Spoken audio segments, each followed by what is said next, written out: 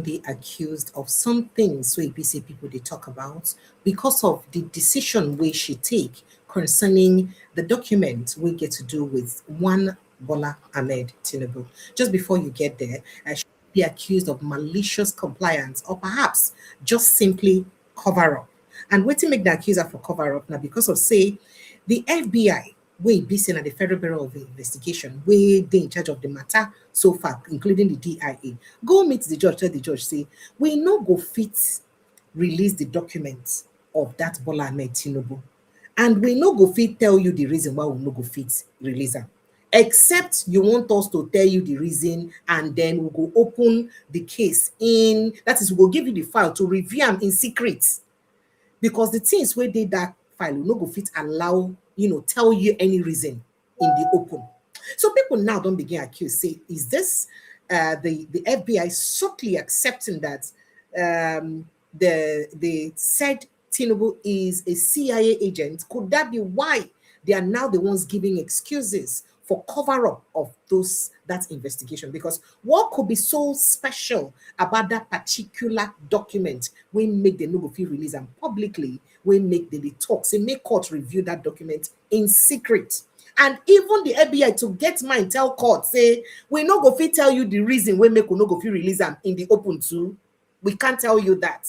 Well, this one don't cause a lot of controversy. I'll be looking at that. Plus, including that law firm, that lobby group where we say Atiku Abubakar put together. Don't they drag this matter because they get a lot to talk about. Well, I did here to break down the matter for you. Plus, including say the NDC presidential candidates officially flag up in campaign today. And for that campaign, when flag up, in talk a lot of things. People don't say Basbos don't they start now? Because tell me, why would you not say that people should be able to put out their credentials and then talk about their records? Which record exactly are you talking about? What that waiting to be seen Nigerians talk. But beyond that, Intel saying no one do campaign of Basbos. No, he won't do campaign of telling Nigerians exactly what's in good for them. All of these and more issues that I won't talk about this evening. Since apologies for starting this late. You can see it's Friday, so I had to go do some Friday things. Welcome to the show. If not your first time to join us, I click on the subscription button, like and share this post. Follow us like a village people. Make we take small break when they come back.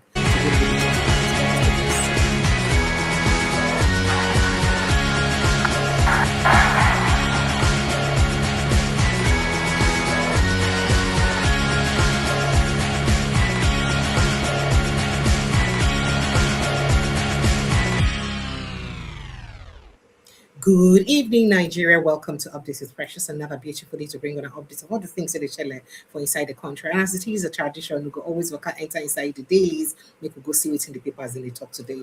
But beyond that, remember, say today is a Friday, and usually we get a Friday Sunday tonic for inside the house. Once again, if it's your first time to join us, make a click on the subscription button, like and share this post, follow us like a village people so they will know the things and what happen for inside our country. And then, of course, if you follow our WhatsApp page too, make it for the see what's in the happen, because now for inside WhatsApp page, I'm going to give an update of the things and what they share for inside the show one by one. But make we just go straight to bring on some of the headlines of things and maybe say the share one by one because time no day. Now ICPC uncovers fresh fake agencies. Hey God, I beg you. Fake that is fresh fake agencies. That is not the only that Oga Adeyemi fresh agency, fake agency, more still dey. We be sitting there on cover.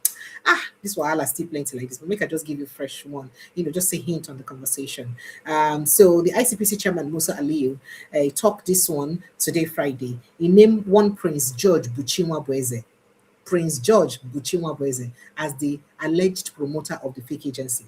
Aliyu said the office operates under the name National Brand Development and Made in Nigeria Special Project Office. That is National Brand Development and Made in Nigeria Special Project Office. According to the Anti-Graft Agency, the unlawful agency had been illegally allocated office and office space within the premises of the service of the Office of the Secretary of the Government of the Federation. That is, they don't give this same fake agency in one office too, for inside the premises of the Office of the Federation of Office of the Secretary to the Federation already. Now, he said this came during probes into the earlier fake presidential foreign intervention council where BCB happened. Now, it don't plenty you different fake agencies. Meanwhile, northern senators demand immediate state police order. after Adamawa Sokoto terror attacks. Sad waiting people get to the go through for inside this country. Troops rescue kidnapped victims for terrorist attack in Kaduna State. Alleged drug trafficking. U.S. courts grants FBI request to review Tinubu's files in secret. And this is not part of the reason why make it busy people don't they say, this George, this George, this George. Okay. Then moving on. ADC demands investigation into attack on members' family home, a member's family home in River State. And then my village people were attacked today. Talk to your people. Oshun APC candidate tells Adeleke. Yeah, yeah. Okay, now that means they see the fight even with the reconciliation because the Oshun APC candidate Oyebanji meets Tinubu today for the first time after the re-election. I remember Tinubu tell Adeleke yesterday, you did not conquer anybody. May not say you conquer anybody. Well, 2027 say I'll give Atiku opposition. That is my say. In fact, we can say in job not to give Peter Obi Atiku BP. People come dey say may not be you confess to carry, may not be you come be the first to carry the BP where they plan to give their position. Kwara Senator clinches PDP ticket hours after leaving APC. Oshun Guba, APC wants members against blaming leaders for election losses. APC they talk, so not gonna need to blame on the leaders for the loss when I lost the election. Okay, so that means blame games don't they go around since to the leaders. Moving on, troops rescue kidnapped victims for terrorist attack in Kaduna. And then Atiku's fuel subsidy plan impracticable, financially unsustainable. Tinubu's aid, 90 talk this one.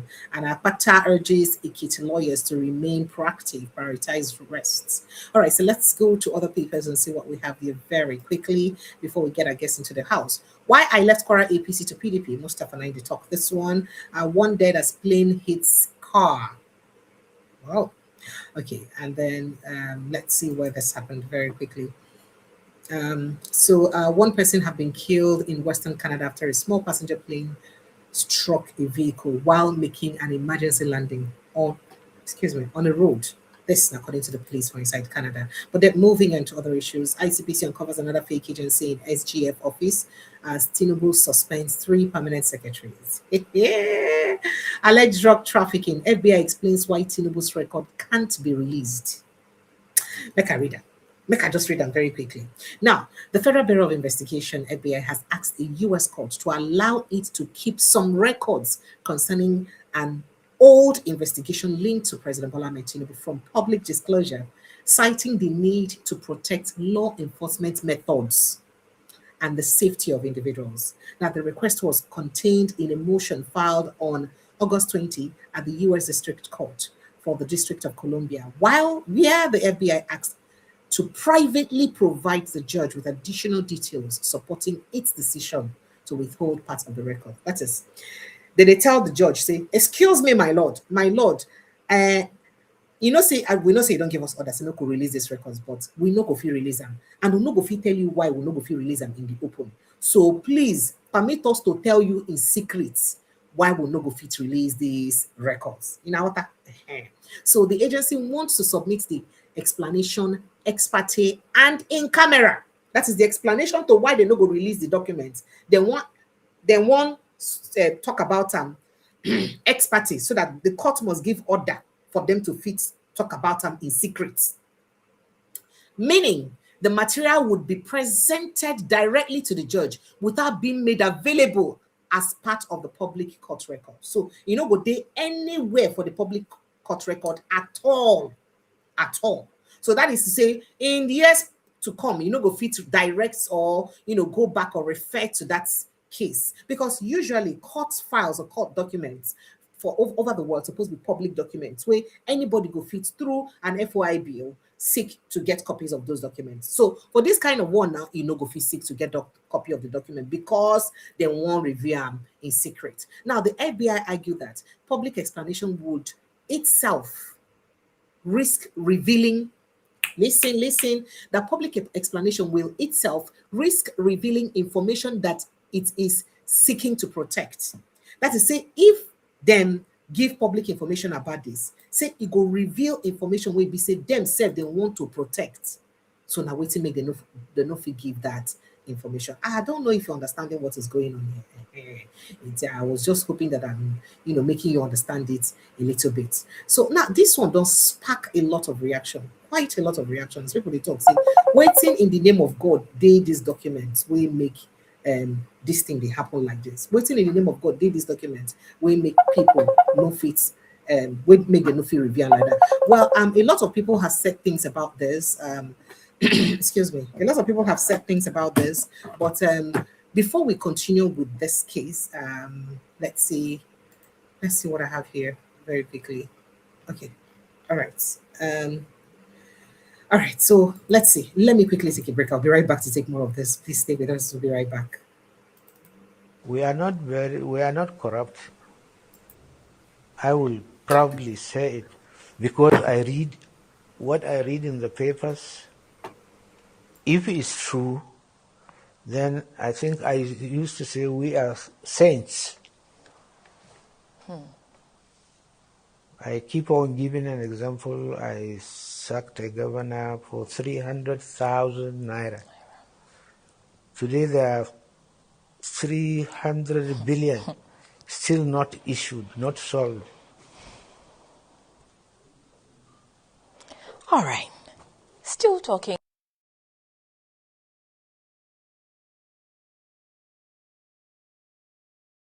Good morning, sir.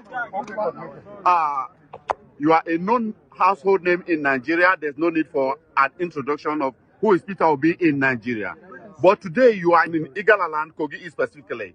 What do you have to say about the condition of the people you've seen around this environment? Well, you know, I've been moving around all over Nigeria. I was in Benue, today I'm in Kogi.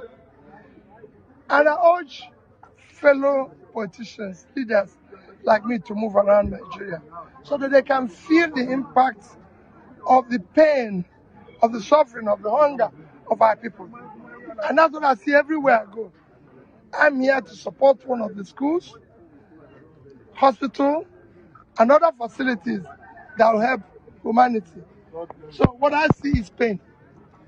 You are aspiring to become the president of Nigeria by the grace of God. If given the opportunity, what is your plan for Kogi East people, specifically the Igala ethnic nationality?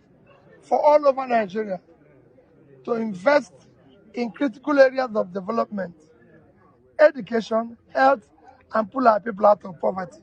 And I'll do so because you can see I visited this Igala, I visited Kogi East, and every other place, other senatorial zone, several times. I'm moving around, seeing things for myself, not delegating. That's what we need our leaders to do. Let people not just say, I want to be this, without knowing where they want to go. Thank you. Finally, sir. Your time as the governor of the state, you have a good knowledge of the Ibaji area of Kogi State. As it stands today, Ibaji has been totally cut off, from other parts of the state. What is your plan for Ibaji people if given the opportunity? Specifically Ibaji. Most places in Nigeria have been cut off. They're either cut off by road, by hunger, by hair and everything. So we want to approach everywhere. I will go there personally. Imagine what it means when I visit there personally. Thank you. All right, sincere apologies for that.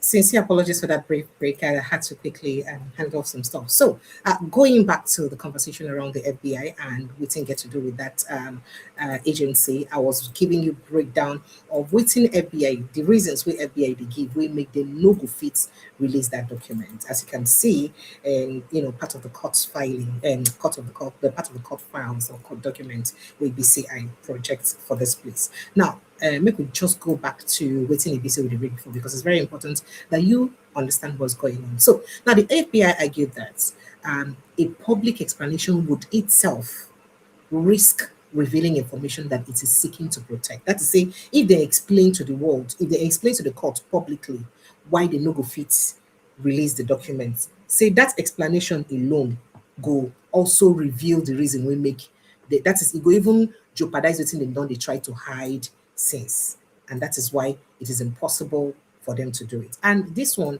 don't cause even more problem because people are still saying that what is so special about this particular issue or this particular case that has made it almost impossible for anything to happen for this document to be released. And what could be so dangerous about this document will be say to the extent where the FBI themselves go they beg court say we'll not go free release this thing, no, it's too heavy. It go expose a lot of things. So it be say, no go good, made the world for fit no.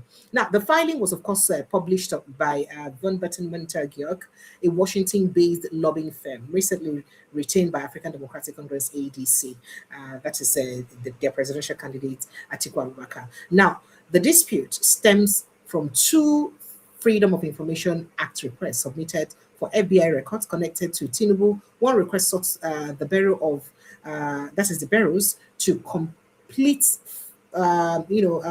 sought the bureau's complete file on the Nigerian president, while another sought interview reports known as Form 302s relating to an FBI case from 1992 to 1993. Now, the FBI said that it applied several exemptions under the FYA law to portions of the material. Among them are provisions designed to protect personal privacy, confidential sources, law enforcement techniques, and information that could threaten an individual's safety.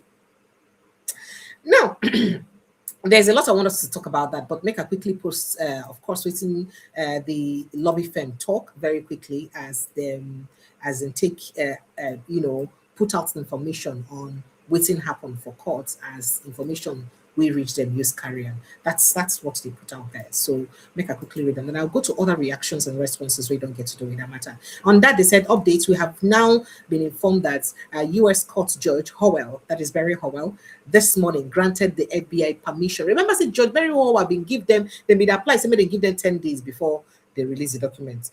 The judge said, we can't give you 10 days, take 4 days because this matter don't already be prolonged too much since 3 years now. So please take just 4 days. And this morning now, as she gave the order, say, may you know past 4 days, will be on the 21st. Today, now this document is supposed to release. This morning, now she can't give them order. Say, okay, we'll review the documents in secret. You can see it there. That Judge Howell this morning granted the FBI permission to provide the court with the documents in private and has given the FBI, DH, that is DEA, and the Justice Department and Nigerian President Tinubu until August 28, 2026, and no later to file their opposition to the non-letter.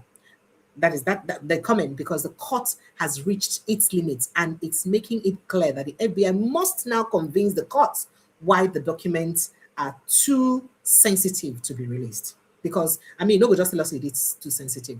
They say you must tell us why. Now, unlike Joe Biden, the Justice Department, DOJ, where the DOJ and the FBI blocked, stonewalled, and refused to admit they had any sensitive drug trafficking related documents on President Tinubu. They say that administration be no good, said and get anything. This administration, however, accept. Will say, oh, it's too heavy for mouth. We cannot say it. Now, the DOJ and the FBI under President Trump are moving fast and being transparent as they move through the process. The FBI has now admitted that it has highly sensitive drug trafficking related information. Now the court firm talk, now the lobby firm talk, that it has highly sensitive drug trafficking related information about President Tinubu. By admitting this, we now know Tinubu's claim that the case was simply about civil forfeiture is untrue. Now, the FBI does not deem civil cases highly sensitive. So they say, if to say this case, a civil case, the way it be say, Tinubu team, they claim, say this forfeiture, a civil forfeiture, say FBI for not ever talk, say it is highly sensitive. I mean, say FBI need to see something where it be say, a civil case as a highly sensitive information we go had them to release. Now, he says, what did he say again? Now, the FBI does not deem civil cases highly sensitive and seeks to present the evidence to the court or to the judge in private. This is usually done in a high-level drug cases where the goal is to protect the agency's dealings with the criminal informants.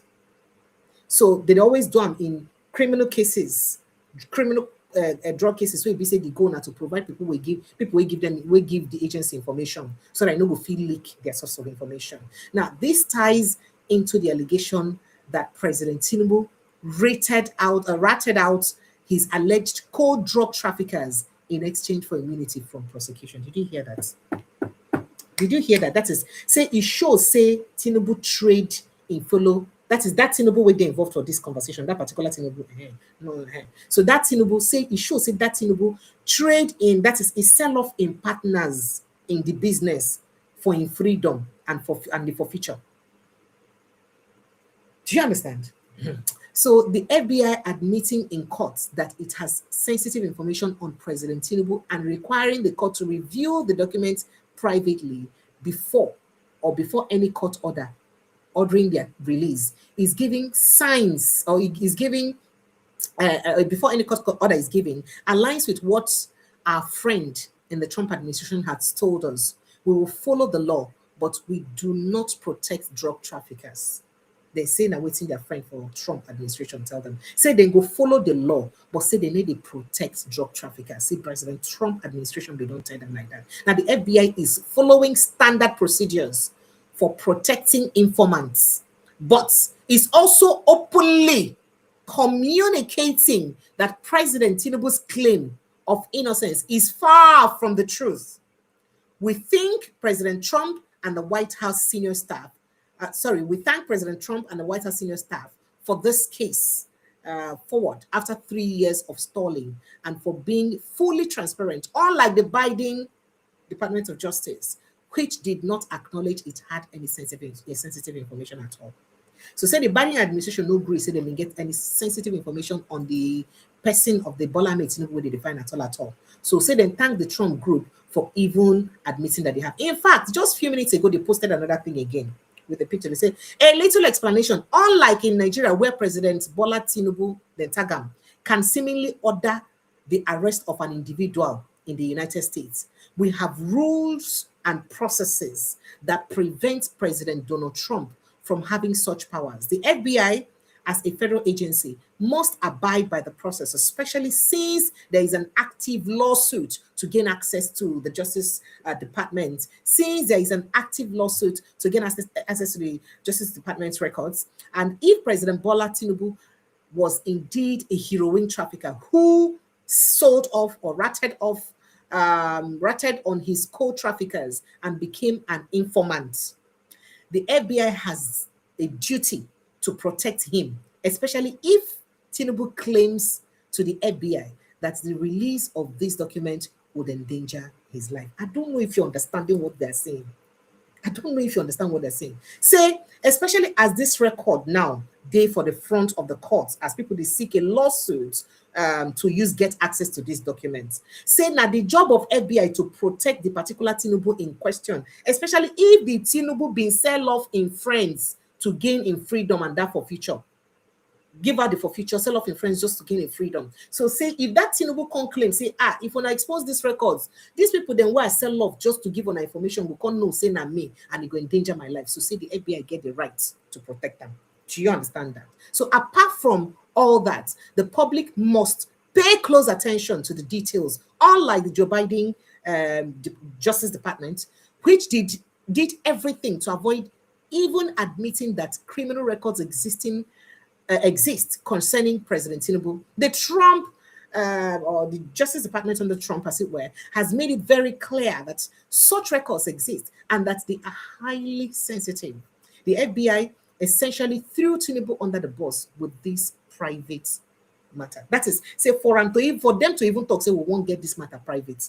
They don't cast everything. They don't show, say, maybe that's when people they talk saying as CIA agents, maybe not true. Not be me talk about because that now waiting people they insinuate, including one of the people who filed the FOIB, will be David Hundein, our own journalist here, in follow claim like that. And they come and go show you the evidence. That the Trump DOJ will follow the law and obey the process, but through its actions and sentiments, it has made it clear that it will focus on U.S. interests, but has no desire to support President Bola Tinubu's claim that he was not part of heroin trafficking criminal organization. They just posted this one just 50 minutes ago.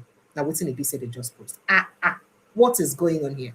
Now, in reaction to that, and some people don't react to that, and including David Hundein too, don't react to that. Make us see what I will see that in reaction very quickly. Make it for see what's in the say they talk for that reaction. I think this now one of the things when you talk in reacting to that conversation. And then let me see again. One of the things he put out in reaction to that conversation. Let's see if I have it here. Okay, that's it. So you can see what he put out there. He said, okay, now he was blasting a particular media house, but let's forget about it. He said the FBI stated under oath that it cannot publicly reveal why it cannot release these files, and it can only tell the judge why e no go fit reveal this file via sealed oath. That is under oath wey e be say dey covered. That means the judge go swear say, all of them go swear say we no go fit release this information wey you give us for the to the public. You understand? Via sealed oath, which means the reason will not be on public court record, so nobody go fit get access to them. Refer to the lines underlined, and he put that out. And I showed you those underlined lines. Now he said, this is the closest thing you are going to get to a signed confession stating that the subject of this case is an active. Who will be the subject of the case again? You know, subject and object. That the subject of this case is an active secret intelligence asset, and it is above the pay grade of the Attorney General of the FBI Director to order the release of these files. It is CIA territory. I don't know what I understand. That is saying this thing passed the level of the Attorney General and the FBI Director. Say it not be their level, because this level, the level of CIA territory. Now, he said, and Judge Beryl Howell immediately granted this order because, of course, she knows what it means to step on the CIA's tail. And listen to this part very well. And she doesn't want to die of suicide by shooting herself twice in the head tomorrow morning. That is, if she not accept, she don't want you say she don't commit suicide tomorrow, shoot herself in the head. Because you understand, you should read in between that line very well. Now, they are basically all but admitted under oath that you people's president works for the agency. And of course, we could leave the rest, the day history. This is not a season of buzzwords. And I hope with this few points of mine, I've been able to convince you and not to confuse you on this case. So you be the make round, because I don't come across several reports about this, and some, unconfirmed definition, as it were, explanation of waiting ABC they go on. We absolutely no represent the truth of waiting transfer for court. And I thought that it is my duty to dig a bit deeper and tell on exactly what they happen. So there are lots of questions to ask here. If these allegations are true, or this whole thing are true, say this is a subtle admittance by the FBI that there is a Bola Tinubu that is an asset to them, and they cannot betray him by exposing the reason why they cannot release the document. What does that mean for a sovereign country, and especially for somebody who's running a second term? That are questions we Nigerians begin ask for the streets of social media. Not the media ask these questions. But very quickly, make I bring in Prince Francis Chilaka, because I get so many other headlines to discuss. Good evening, Prince Francis Chilaka. Thank you so much for joining us. Did you hear everything going on with this drama? Good morning, Precious. It's no longer evening. I don't know. Good morning, sir. You hear everything where they go on with this drama, sir? Yes, I have. Okay. Okay. Let me let you come in. Go ahead, sir. I think there seems to be a very big problem. And what do you think that problem is? Let me start by saying that first and foremost, the records. I don't think that Ebola Tinubu was convicted of drug, and I Nobody said think that Ebola is, Ahmed Tinubu. Nobody let said me Ebola finish. was Let me convicted. finish. Okay, sir. And I think that is where the problem hinges on. It was alleged. I want to use that word. That proceeds of narcotics was given back, I think in 1993. If you recall, it was in 1990 that the U.S. authorities investigated the financial accounts associated with Tinubu. And court records shows that in 1993, he forfeited about $460,000. But interestingly, it could have been a plea bargain from what we know, because he was not convicted. So the question now becomes, why is FBI finding it difficult to release this document? Don't forget that this whole drama that we're seeing now started before the 2023 election. And then we're asking, 2023 election has come, it has gone. the man has been, the person in question has been sworn in as Nigerian president. And in between, we heard that he's an asset to the to FBI or to DEA. But that is exactly what I just read out now. What you just said is exactly what the FBI has already just stated. The FBI, Wait, they tell patience. I'm say, getting to somewhere. Be okay, patient. sir.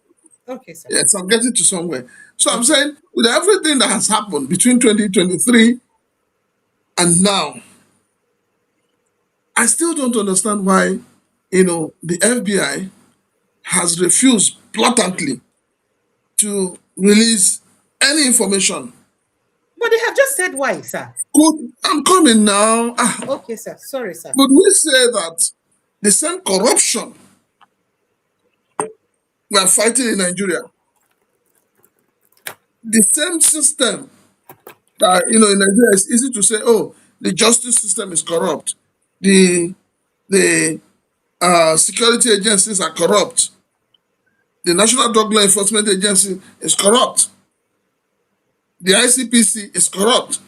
Could we, by extension, say that there seems to be some level of corruption and connivance between the DEA, the FBI, and the American government? Could it also be, like you already said, or like people have already said, which is a new version of what we're hearing now, that those involved in that drug train were giving up as a matter of saying, okay, I go give una names of guys when be the main people. Me, I be accountant. Now me the whole money, but I go give una name of guys when they move the deal so that una no go release my name. And then we now begin to question the integrity and honesty of the American government. To say, is it that the American government enjoys a situation where leaders in Africa that have been found wanting, that have been found corrupt, that have been found to be involved in illegal activities are being protected by the American government? And if we're taking that line of argument, why would they be doing that? It Okay. also Prince points West, to the fact that if the American government is doing that, then the American government itself is not promoting the ideals of democracy, which is accountability. That's the first thing that democracy talks about. So we should move away from FBI, DEA, the court, and begin to say, why is America? Because now it is no longer, these authorities are not above the president of America,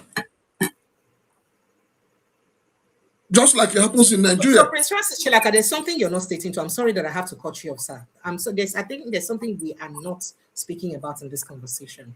First of all, this article lobby firm, they accused the Biden administration that the Biden administration had initially denied that they don't have any document about Ebola Tinubu and relating to drug at all. And the FBI during the Biden administration stated that. Then he can't reach now. The FBI contact say, true, we get documents, but we no go fit release that document because of some serious things. And then when court further asks them to give reason, they can't say they no go even fit give the reason before the courts, except courts go give them ex parte order, say they go release the secret to the court alone, the reason to the court alone in secret. Now, a lot of people, this lobby firm now, they say, waiting go don't make the FBI to talk, say they no go feel release this document and they no go fit talk the reason in secret. Say if they confirm waiting then be done here through some agents and for some corners. Say true, it be like say the person where they involved now a CIA agent. I'm coming. Now, one of the things and where they talk now, say that person where they involved go don't do a just what he said, like a plea bargain. The plea bargain go don't be like, say, I go give on information about the guys, the way they involved. I go forfeit the money what I get for the account, make on a free me, I go to give on information. Remember that there are claims that some of the people where they involved for this issue die mysteriously. Remember that some of these people died mysteriously. Now people are saying that the law firm, I mean the lobby firm, they talk say if the person where they involved, the said Tinubu claims through the FBI that if the FBI release this document, it is going to cost me harm, meaning that perhaps some of those people who don't die if you come after me or their families will come after me. Now the FBI duty to protect the Tinubu and now waiting make them don't talk this one, say they no go fit release the document in secret. But one thing is paramount. It is unlikely, in fact, it is now specified or known that it is not a civil forfeiture, as they had once claimed. Now, waiting the lawyer, the lobby firm, they talk. Say it don't dey true now because, first of all, not only does the FBI not deal with civil forfeitures and all of those, but the FBI no go fit seek to make any explanation in secret if it no be highly classified criminal case. I don't know if you understand the point, sir. So that's what people are saying now. So that means all this one now don't confirm waiting them been done one talk, say the person involved is perhaps an active agent. Remember, there was a time that rumor was going on. David Hundeyin has said that and all of those drama. So the lobby firm, the talk, say that is not confirming that thing. Because the FBI now, instead of, I mean, you're a federal agency. People just met you. Release record where you get. Now the FBI now, they go court or they stop the thing or say, they not go for George, I beg you, we cannot. And now, beyond the corruption now, in terms of the corruption you spoke about in the US, well, the lobby firm, they blame only the Biden administration of corruption, but they're praising the Trump administration of being transparent and truthful. Because now that truthfulness don't make them fit confess, say, true, dangerous thing, they the document, oh, no go feel release. They say they don't mean to be truthful, therefore no confessor.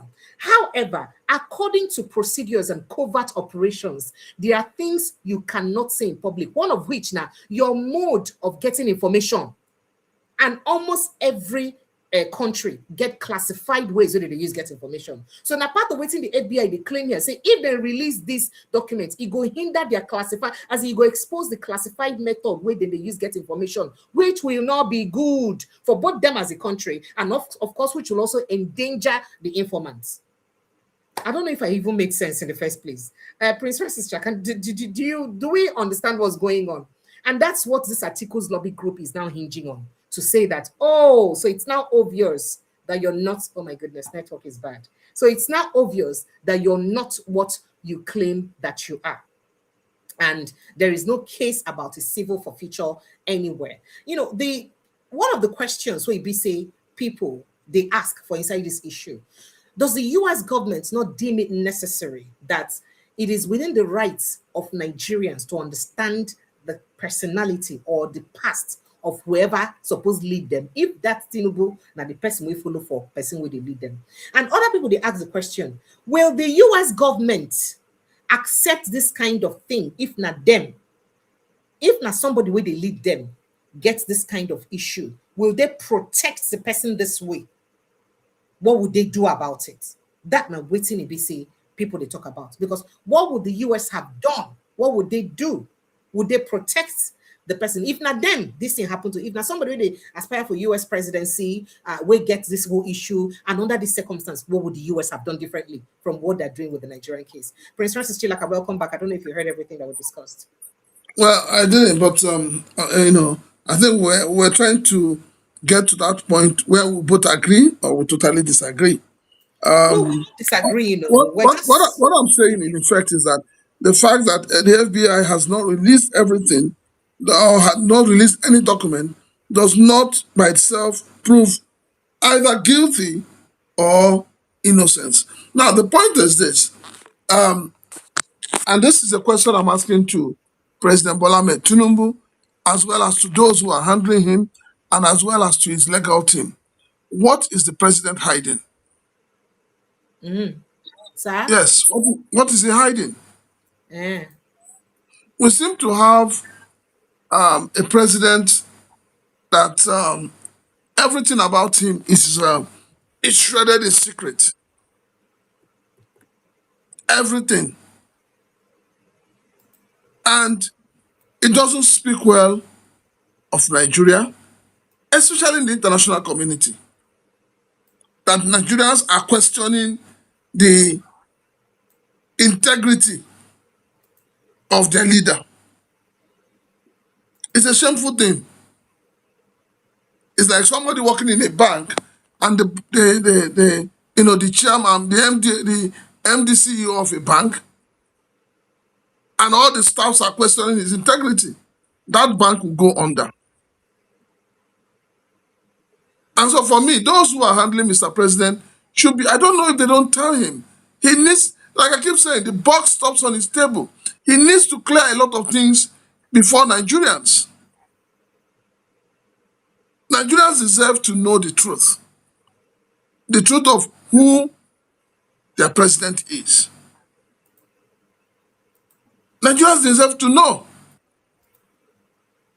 And I think that, the American government that over time has claimed to be the police of the world now has an issue of morality in their hands. Because they need to also prove to the world that the way they're handling this case is the way they have handled. Look at what they did. This country that they invaded recently. What's the name again? Venezuela. Okay. Venezuela, yeah. Okay. They were clear about it. They said, oh, this man is bringing in drugs. He's into drugs. And they went and captured him.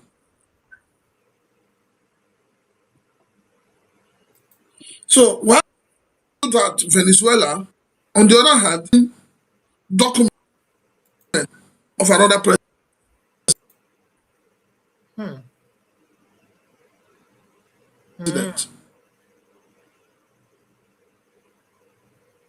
Hello, Prince Francis. Are you there, sir? Hello, sir. Hello, sir. Hey, our village people don't take life. So there is more to this. Okay, sir. So, but one of the questions we Nigerians they ask now say, if to say now somebody where they contest for U.S. position where they involve for this kind of thing under the same circumstance, would the U.S. government actually treat the matter the same way? That's my question where people they ask. Would they treat it the exact same way, or would they have looked for something else to do? So can you hear me? Than there is more to it than the evidence to your network is so put bad. in to ensure that at every point in time.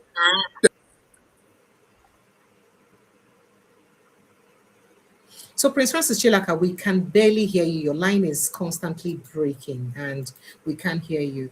But let me just quickly take a few. Nigerians phone lines are open. I mean, you can just jump in on this conversation as fast as you can. Make I just take on some stories really happen. NDC flags of zonal campaigns, direct candidates to use existing party logo. And then diehard Tinubu supporter, Mofere Wamaye, cough impersonating DSS to extort motorists, used part of stolen money to host X spaces for Tinubu's re-election, an attack on opposition members. I can go on and on with that report. 28 people who died for Adeleke in Osun State died in vain, as Davido uncle now dined with same oppressors that fought them, that they fought Isaac Fayoshe. Now they talk this one. People are still talking about this Adeleke incident. People, appear very pained over that. Now, Tinubu's shady age, his educational qualifications, family history, career record, and drug background are all spectacle of shame and embarrassment to Nigeria's global image. It's a spectacle of shame. Hell, that is shame where wear glasses. Hell, shame will be cinema. Hell.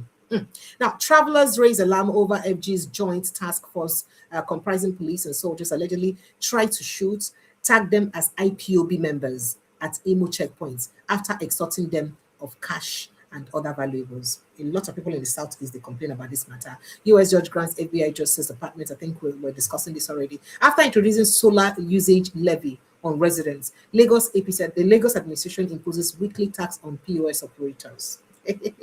Now, Tinubu never built Lagos. He took advantage of people's political apathy and naivety in early 20s to destroy the cosmopolitan nature of Lagos. That's what a Lagosian said. Now, don't assure Tinubu that Oshun people will vote for him in 2027. We stood by you, not him. Residents, that is Oshun citizens, won Adeleke after Asorok visit. And then Edo governor bans Davido from entering Edo State. Hint singer safety is, cannot be guaranteed. So they go beat them well. One of his media aides, be one of his aides. And then Davido don't reply. They say, "Oh, no, if you do nada." 2027 police is not a public 2077 public office is not a reward, it is a responsibility. P2B takes a swipe on people will be say they do say Nawaton, according to written there right here. Tinubu told FBI his life could be in danger if files on heroin trafficking are released to Nigerian global public. To Nigerian and global public. And then I joined this contest with one firm conviction: Nigeria must work. NDC presidential candidate Peter Obi declares campaign officially. Kwara Central Senator Saliu Mustafa dumps APC after being rigged out of the Senate. Die-hard Bola Tinubu supporter Maye Koff impersonating the DSS. Well, let's go back to the conversation very quickly. T.Y. Danjuma, good evening and welcome. Nigeria's phone lines are open. Please do well to get into the conversation. You can click on the link on the pin poster to bring you straight into the studio to join the conversation, right? Or you call the WhatsApp number that is open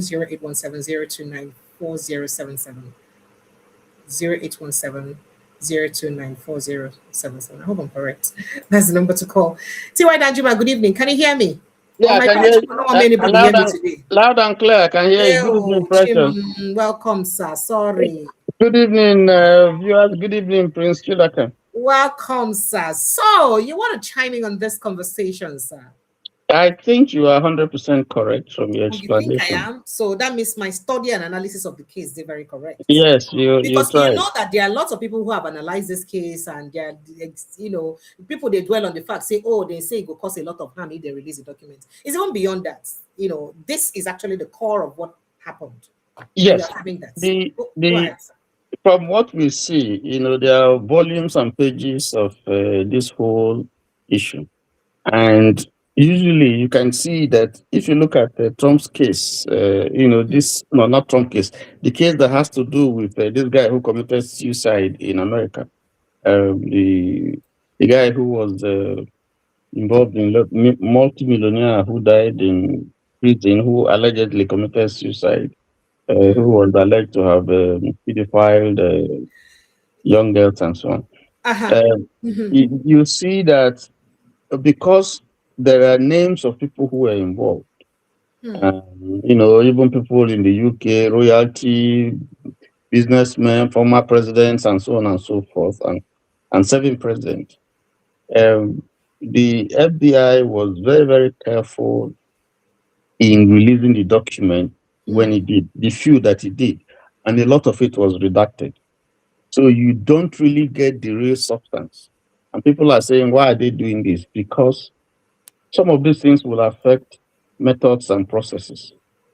If I went from what we see, relating it to the present case, it does appear, first of all, some of those people, and you are right, who were involved in this drug deal died mysteriously. And maybe this document has some information that might lead or might expose how they died and what likely would have caused Cause their their death. death. Yes.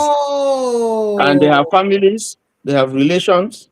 Hmm. Apart from that, it may also reveal what the accused person here did. From the way it is sounding, it looks like when the issue blew, now he turned himself to be a whistleblower so that he will save his neck. And so now began to spot and began to say things that will help the investigation of that case. Maybe after he may have pleaded, there may have been a plea bargain to say, okay, I go open my mouth, I go talk. But if I talk, I'm not going to save my neck. And then they would have arrived at a decision and say, okay, if you're going to talk, we'll just give you a soft landing.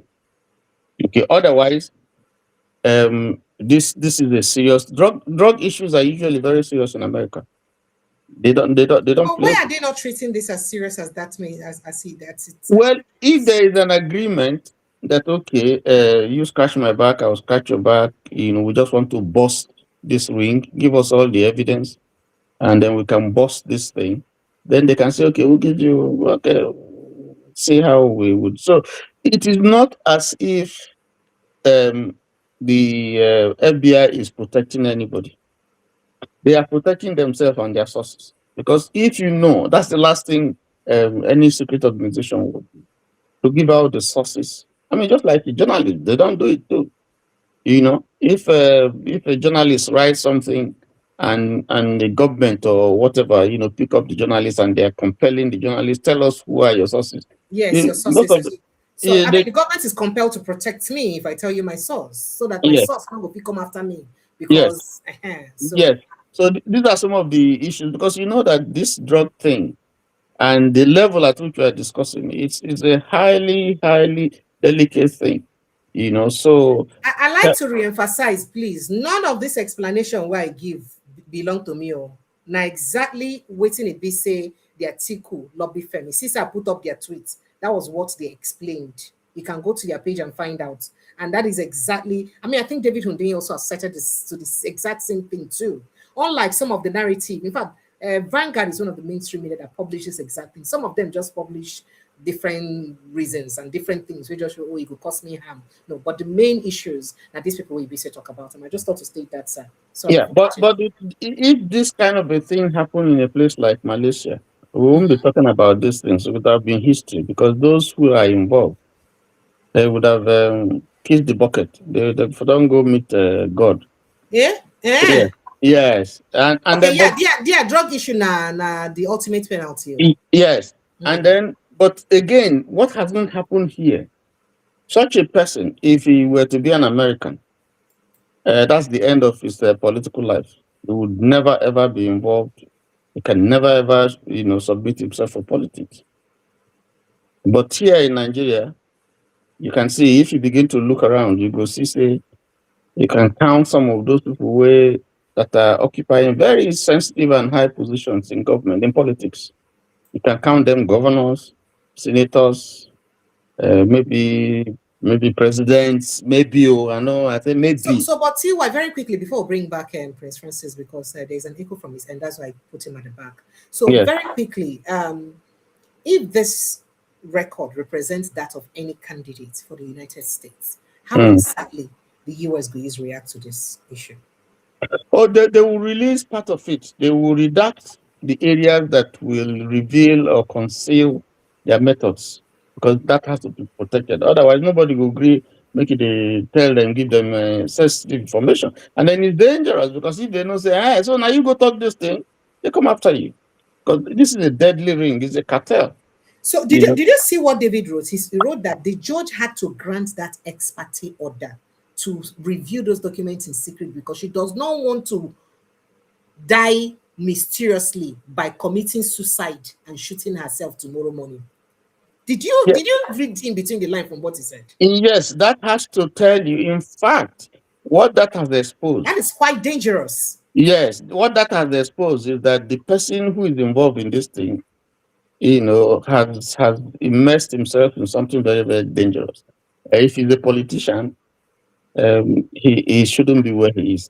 This alone, if not where, let us assume that Nigeria didn't know if this person is a Nigerian and they didn't know about this. By this time, impeachment moves are already going on. Already. But of course, this is But a Tiwa country where Danjuma, what did this mean to Nigeria and the people of Nigeria waiting in the diaspora if as this thing continue like this? you see, this is the case that the individual involved has been fighting for years. Struggling to not have this whole thing exposed.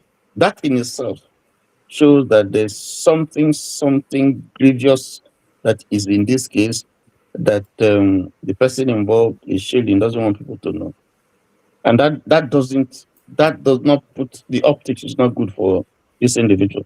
It's not. You know, it leaves a lot of people to speculate.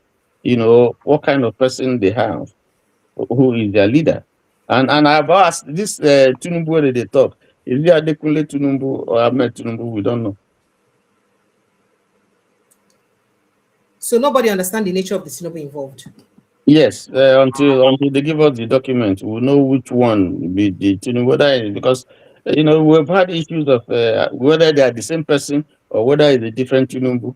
We want to know. But again, I think the Tinubu family should be worried that this their fine name, famous name, is being dragged internationally in the mud. And then finally, it does appear that someone somewhere has been smart, has threw his colleagues in crime under the bus, so that he will take in help. Yes. So that's probably what happened here. He escaped. He didn't reveal, you know, um, how waiting happened, how they happened, how it happened, and so on, and then say, okay, if not the money, I give not the money, let me go free. And if you look at the relationship today between, okay, Obasanjo as the president visited America so many times, visited the State House about 2 or 3 times, had engagements with American presidents. In fact, Clinton and so many of them, they came, they were associating with him. And then you go to Yaradua. Yaradua, even though he stayed for a short time, he also was there. Even Buhari was there. Sorry, Jonathan was there. Buhari was there. This is the only president that has never had an engagement or an invitation. There's the reason for that. And should that be something Nigeria should worry about? But if that is okay, I was going to say that, now that this FBI case come out, perhaps you don't make them clear a bit. Why would they blame US since why they never release the document? Because people have often said that, I mean, if the US is really serious in helping Nigeria, they ought to have released this document because now within their purview whether they won't release them or not, and they can actually do the right thing if they wanted to. So I was going to say that if they actually wanted to do the right thing, why don't they just go ahead and reveal details of what's in that document? But I think that the explanation from what happened in court today perhaps just speaks to that. But beyond that, do you think that the US ought to have done anything differently to help Nigerians understand or demystify this whole issue? What I think is that they are not saying they want to hide the entire fact. And by the time they have this secret meeting, presentation with the judge will decide whether there are issues here, whether there are, there's anybody who is endangered, and then he might instruct them, okay, take out this part, or let this whole part be reducted, and then you release the entire this thing, because it can't just be true that the entire information that is there is detrimental to U.S. interest.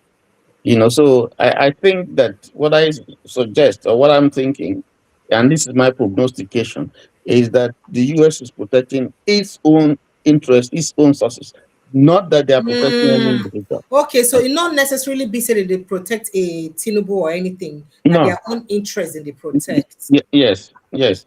As it Oh, relates to the manner and the procedure of carrying out investigation, and maybe, oh, yes, maybe some, I wanted to say, I wanted to speak to being covert. This is supposed to be some sort of covert operation. yes. Yes, yes, it's covered because this is something that is inimical to the interest of the U.S. Drug and the kingpins. What is the extent of this involvement? Who and who were involved? Where did they get their sources? How big is this? This trade. And so on, and so many other information. Is it national? Is it across? The continent? They want to find out. They want to. I mean, you just saw the one that happened in Nigeria, where you have, someone who was operating a drug deal, which is, transcontinental. I'm talking about the one recently that NDLA caught. What? Yes. Yes, yes, the one with Yeah. luxury. Yes, the luxury guy. Yeah. Yes. So, yeah, usually because that's the connection. So you want to find out the source, where it's coming from, who are involved, what is the network, so because it's important. Drug is a serious problem here in America, and it's killing quite a lot of people. Okay. All right. So let me bring Prince Francis back while you're still here. And Prince Francis Chilakasa. So overall, how this thing suppose how this whole revelation suppose fits what do you think say go fit affect or change the narrative of the 2027 election? And if it will, how do you think Nigerians are supposed to react to this? Well, the president, or let me say, not the president now, the Bola Tinubu in question, the person, because we don't even know which of the Bola Tinubu we're talking about. But the Bola Tinubu that is that has engaged lawyers in the U.S. to stop them from releasing documents understands that if the information is leaked, like they claimed in 2023, that will cause irredeemable damage. Mm-hmm. Then it means that if that document is released and it indicts that person, then it means that based on our own constitution, you cannot contest election. You understand? Even though I'm not a lawyer, but I know that based on our constitution, he will not be allowed. He is no longer qualified to contest election. So the whole essence why the Atiku team is pulling this thing is not even because of whether Atiku will get votes or not. I think it's just because Atiku feels that it is proper for Nigerians to have a first-hand information about their leader. Don't forget, we study history in schools. Tomorrow, history will be written. A book on history will be adjusted for schools. And you will now have a Bola Tinubu. And in that history, what do you want the historians to write? The historians will now write that you had a president that had a lot of undisclosed information about him. And then people will ask, what did we do as Nigerians to hold him accountable or to hold all those involved accountable? So that's why I keep saying that, the buck stops on the table of Mr. President. So for Whatever people it is, Mr. so, President, some people will say that, I mean, this thing happened years back. Should be everybody get past? Waiting we won't use and do now. So Precious, the fact say it happened years back. the moment Oh, you come sir. into public, the moment you come into public, the moment you decide to make yourself available to aspire for leadership, nothing in the past remains in the past. It will be brought out. It is now how you manage it when it comes out. That is why they keep talking about reconciliation. You now begin to make amends, there's nothing wrong. See, let me tell you, there's nothing wrong for Mr. President to come out and say, oh, on so and so date, this, I am sorry. This is what I had expected them to do in 2023. Rather than throwing spanner in the wind. That is the most honorable thing to do. But between you and I, we know that it is not, this president does not believe in that. But what they should have done is that, yes, everybody has a past. But you need to come to terms with that past. People need to also come to terms with it. If you say somebody has been a thief in the past, there has to be substantial reasoning to show, or substantial evidence to show that that person has repented and is remorseful. But you cannot be arrogant even when you know that you have done something wrong. Then, that's why we keep questioning when government says, oh, there are repentant bandits and terrorists and Boko Haram. I will keep asking, who determined that aspect of being repentant? And at what point did they become repentant? It's unfortunate, honestly speaking. This is not so me as a Nigerian. I am not proud, My the name of my president is outside the shores of Nigeria. Like I passed my neighbor general. You see, the thing is, maybe at it in diaspora that will feel it the most. They're the ones that the more it is them. Prince Because at the end of Chilaka, the day, people will look at them with Prince Chilaka, no, one, you know, fall on us. So, one funny eye. you know, Yes, you know, honest with ourselves. no, No, you know, honest with ourselves. We keep no, please no, hold on, no. please. If you're We keep pretending, and that is the problem of Nigeria. We keep pretending. It's you guys out there that will smell the shit on all of us in Nigeria. Already, people no, no, no, abroad no, will be no, no. even the people Uh, you're staying in the country. They'll be asking you, are these people? unless your name is Hush It's the Puppy, truth. we don't feel it. Oh. We don't know feel So let here. us not say no, no, no, no. It's the truth. No, we're not the Unless feel your here. name is Hush Puppy, we don't feel it. Oh. You All are the right, one that is Prince saying it, Francis. but I know that I know a lot of people in diaspora will not agree with you. Prince Francis Chilaka, your network has gone bad again. You Your network is you bad. may say you are not feeling it, but I know that a lot of people, even before now, a lot of people have complained digitally.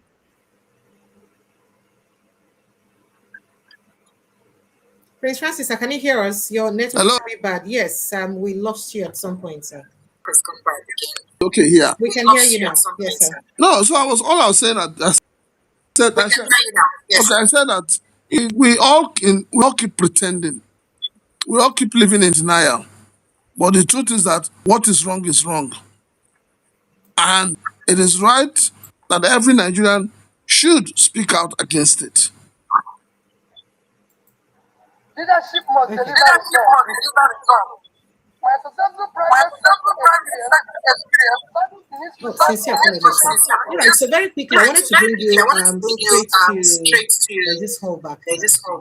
Straight to, before I begin to take other participants, I need to take you straight to um, campaigns officially started on Saturday, on Wednesday 19th, and then P2B officially flagged up his campaign until today. There's quite a lot you did see whilst he was flagging up that campaign. But before we go to the cases, Prince There's Francis call back. Oh. it's from Prince Francis Chilaka. I don't know why we have that hold back, and it can be always very, very disturbing. Um, so, Prince Francis, let me take you back and ask a question, and then I bring you back in because of that hold back. Sincere apologies, sir. Is the all back still there? So campaign started today and on Wednesday, and P2B officially flagged off his campaign today. And he just started that flag off with a bit of buzzwords because I mean, after speaking to some things that he promised to do to Nigeria, and then he went on to talk about people saw it as throwing a shade. He talks say go do campaign where you say he throw shade or you go insult people. But you started throwing shades in the campaign. Let's quickly take a listen to what he said and we'll get back to you. leadership must deliver results. My successful private sector experience, studies in institutions of repute on policy and business matters, and my service as governor of Anambra State have shaped my understanding of public leadership. Governments must manage resources responsibly, set clear priorities, and measure the outcome of its decisions. Public office is not a reward, it is responsibility to the people. Are Nigerians better off today than they were 4 years ago? Can they afford food, education, and health care? Can businesses produce, expand, and create jobs? Can young people find productive work? Can farmers work safely and get their products to the market? Nigeria deserves leaders who will engage them, listen to their concerns, present clear solutions to unite the country, defeat insecurity, pull people out of poverty, drastically reduce hunger and number of out-of-school children, improve education, health care, and build growth that serves everyone, especially the most vulnerable. Every candidate must be willing to present their credentials, defend their records, and subject their vision to open scrutiny. No candidate should hide behind the high walls of power, send proxies or surrogates to do the hostings, and expect Nigerians to entrust them with leadership of their country. Every candidate seek the presidency must have the courage to come before the people, answer their questions, defend their records, and subject their vision to public scrutiny. Prince Francis Chilaka, you waiting in talk. Which one be defend the records? Don't speak through surrogates, speak through clear lines. Hey, Prince Francis not there again. No, I've been one taking thought on that. All right, so let's get back to discussing these issues. T.Y. Danjuma, you doing? Hello, you're No, welcome. let me just You're welcome, and yeah. then Prestige, you're welcome. Go ahead, sir. Let me just say something here, because it's important. All right. Anybody who thinks he has a good name, or let me even throw the question to you, Precious. Sir, Your name is go being through. wait now. Your name is being smeared in the mud, Okay, sir. and you know you don't joke with your name, your family name, and you know that you are clean, you are innocent, and so there's an accusation that you did X, Y, Z. What do you do? Do you try to sweep it under the carpet, or you go all out to expose and to say whatever you know and to clarify? I will go to every length possible to clear myself. Every length.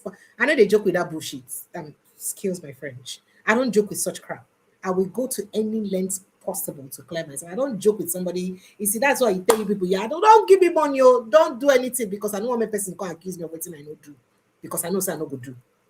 So I'll go to any length possible to clear That, myself. that is what I think any person who finds himself or herself in a situation like this would do.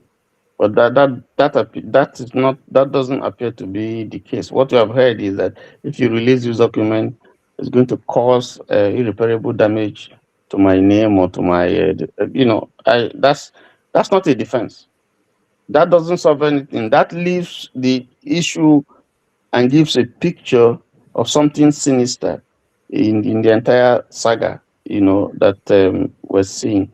So, but the point is that when you have the question you'll be asking is if there is an issue like that hanging over a particular candidate. If you have strong institutions in developed climes, that person automatically will just resign if he's holding any position.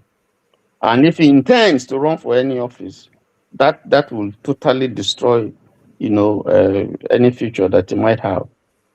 So unless he's able to answer and make clean breast of this whole issue, that's not what we're saying. And any country that opens its eyes and puts such a person as its leader, then there's something wrong with that country. Two, if you look at some time ago, some months ago, some people were granted pardon, presidential pardon. And Yes. if you look at the But list, there were a lot of drug dealers among them, and yeah, Nigerians can shout well about that. I didn't ask you to say it now. Now you take your mouth, they talk and now. So No, the waiting they release for documents, not be me. uh, Oh, I'm not uh, talking. so people are asking, what of the hundreds where they that are not that not been tried, are waiting trial and are languishing in jail there? There's no interest in that. So but you find people who have done things that have damaged the country and they're being granted pardon. And then why would there be an interest in freeing such people? So those are some of the issues. When you put two and two together, you're wondering what's happening in this country. It's up to Nigerians to answer that question. All right. So, but T.Y. Danjuma, just before I bring in Prince Francis Chilaka on Nigerian matter, um, because I was really going to find out um, how do you think this will affect the 2027 election? Well, if you want to see how it's going to affect, go and read the investigative work by David. David who? Undain.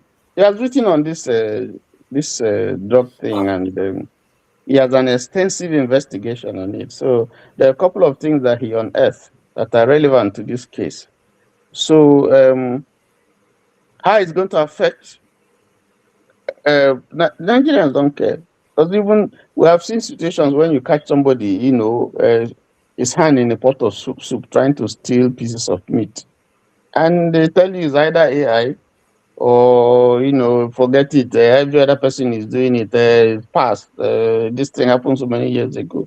You've had people who are accused, who are facing charges of embezzlement and so on. They are running for Senate. You have some senators who also have gone to jail. You have them there in the Senate, and they still want to run. So how is it going to affect this individual? It's not going to affect him in any way, because those are not the issues that Nigerians unfortunately are looking at. They are looking at tribe. They are looking at religion, ethnicity. They are looking at money. Who gives me money more than all the others? They are looking at non so what? So this is not the issues that drive people to vote are not the same thing, the same issues that drive people in developed democracies. So people vote because you give them money and they don't have anything to eat. People vote because it's my brother. They, even if they don't even know the person, is someone from my ethnic group. Oh, he speaks my language. Oh, we hold the same religion. We'll go to the same church or we'll go to the same mosque. So those are not issues, that actually the real germane issues that should drive people. Unfortunately, the parties that you have here don't even have ideologies that you can, latch on and say, okay, these people this is their view and it tallies with what I think, So there's none of them, none of the parties have ideology. What people vote for are personalities, whether this person is your person or not, and so on and so forth. So these are issues. So for me, I don't think this is just a waste of time, because even if the facts are released, it's not going to make much. It won't change. It won't move the needle for so many people, because these facts are already known. No, but there's nobody who is going to say he doesn't know. At least you may not know the nitty gritty of this matter, but they already know the individual that is mentioned. They hasn't been denied. They already know that there's this kind of a thing happening, or it happened, and they know the main details. So I don't think it's going to move a little. It's been on since they know it. But Atiku is just trying to use to see what kind of damage, what damage will this do. The Senate is controlled by APC. The House is controlled by APC. What do you think? Already, Lagos State House of Assembly investigated this thing when the issue came years back and declared the person. When you had this problem in Delta State with Ibori, they investigated and declared him. They say it's not him, it's another Ibori. But for that same offense, he went to jail somewhere else outside Nigeria. So it's unfortunate. That's the country that you have. But maybe the hope that we have is looking at the young people coming up now.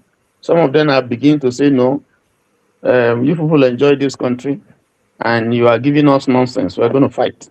So maybe the hope that we'll have will be on the youth, not our generation, not these old men, because they don't chop clean mouth. They've destroyed the country and they're leaving carcass for a country that is on life support for the younger ones, which is sad and unfortunate. All right, thank you so much. Prince Francis Chilaka, going back straight to campaigns beginning, I thought to, pick your mind on P2B's press statement as campaigns they begin. Why is that with this kind of buzz now? Can't they call say many people know they hide behind surrogate? I don't know, say we'll get surrogacy talkers for Nigeria. Behind surrogates and make them come out, make them defend their records. People say, why is this that? He said he want to do campaign of issues, but he started with a buzz. Sir, would you mind That to is not chime Glasgow's. That is in? campaign. Yeah, that is campaign of issues. If you and I are going to contest an election or we're going to contest for something, there are laid down principles, there are laid down qualifications. I should be able to see and be convinced that the things you're presenting as your qualification is right. And you have a right to also scrutinize my own.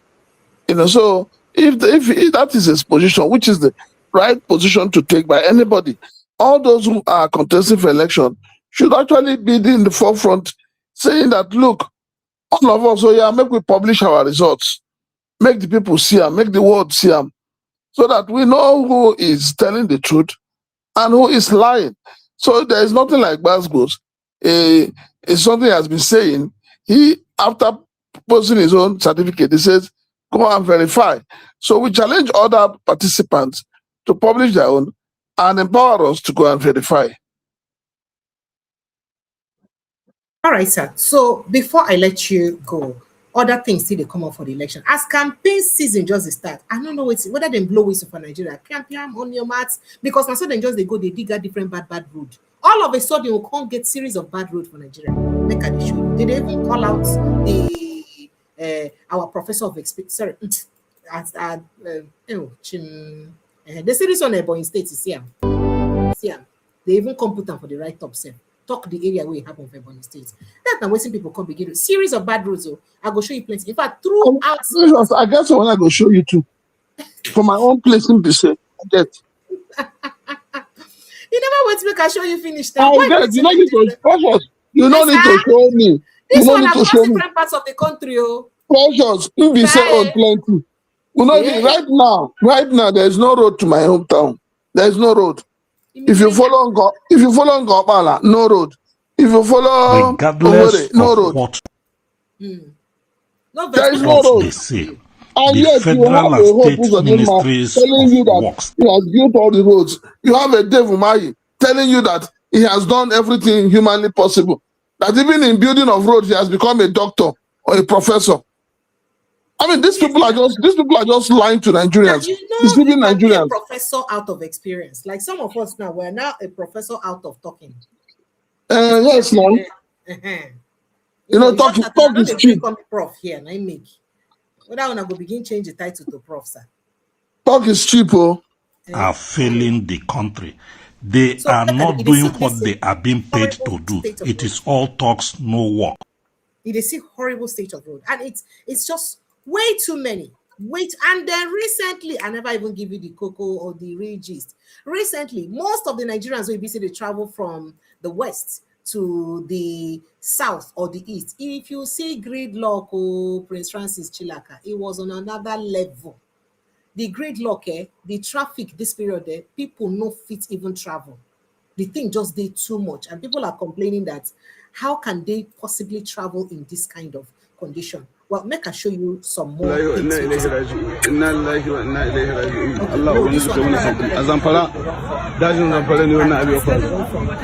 Bandits them. So Prince Francis Chilaka, some are even calling out Oga Minister by call out the federal government. It's not their fault because they don't do roads we say they do, and clearly they can't do all of these roads at the same time. And people are saying, why are people calling out these issues now? Where BC campaign don't start? Why then get to wait for campaign? Precious. Anybody that is saying that they are calling out these issues now, that person needs to go for mental health check. Nigerians have been, even when they started the famous, what do you call it? I don't even know which name to call it again now. Is it Calabar Highway? I mean, Bola Tinubu Highway. When they started that road, I remember also that on your channel here, we asked simple question. What is the rationale behind it? Nigeria has roads that are dilapidated. Nigerians are paying for road worthiness. Well, meanwhile, the roads are not worthy. And we asked, what is the rationale? Why don't you fix the local roads, the old roads? Fix them, make sure they are motorable, make sure they are worthy of the money you are collecting from the people. Of cars.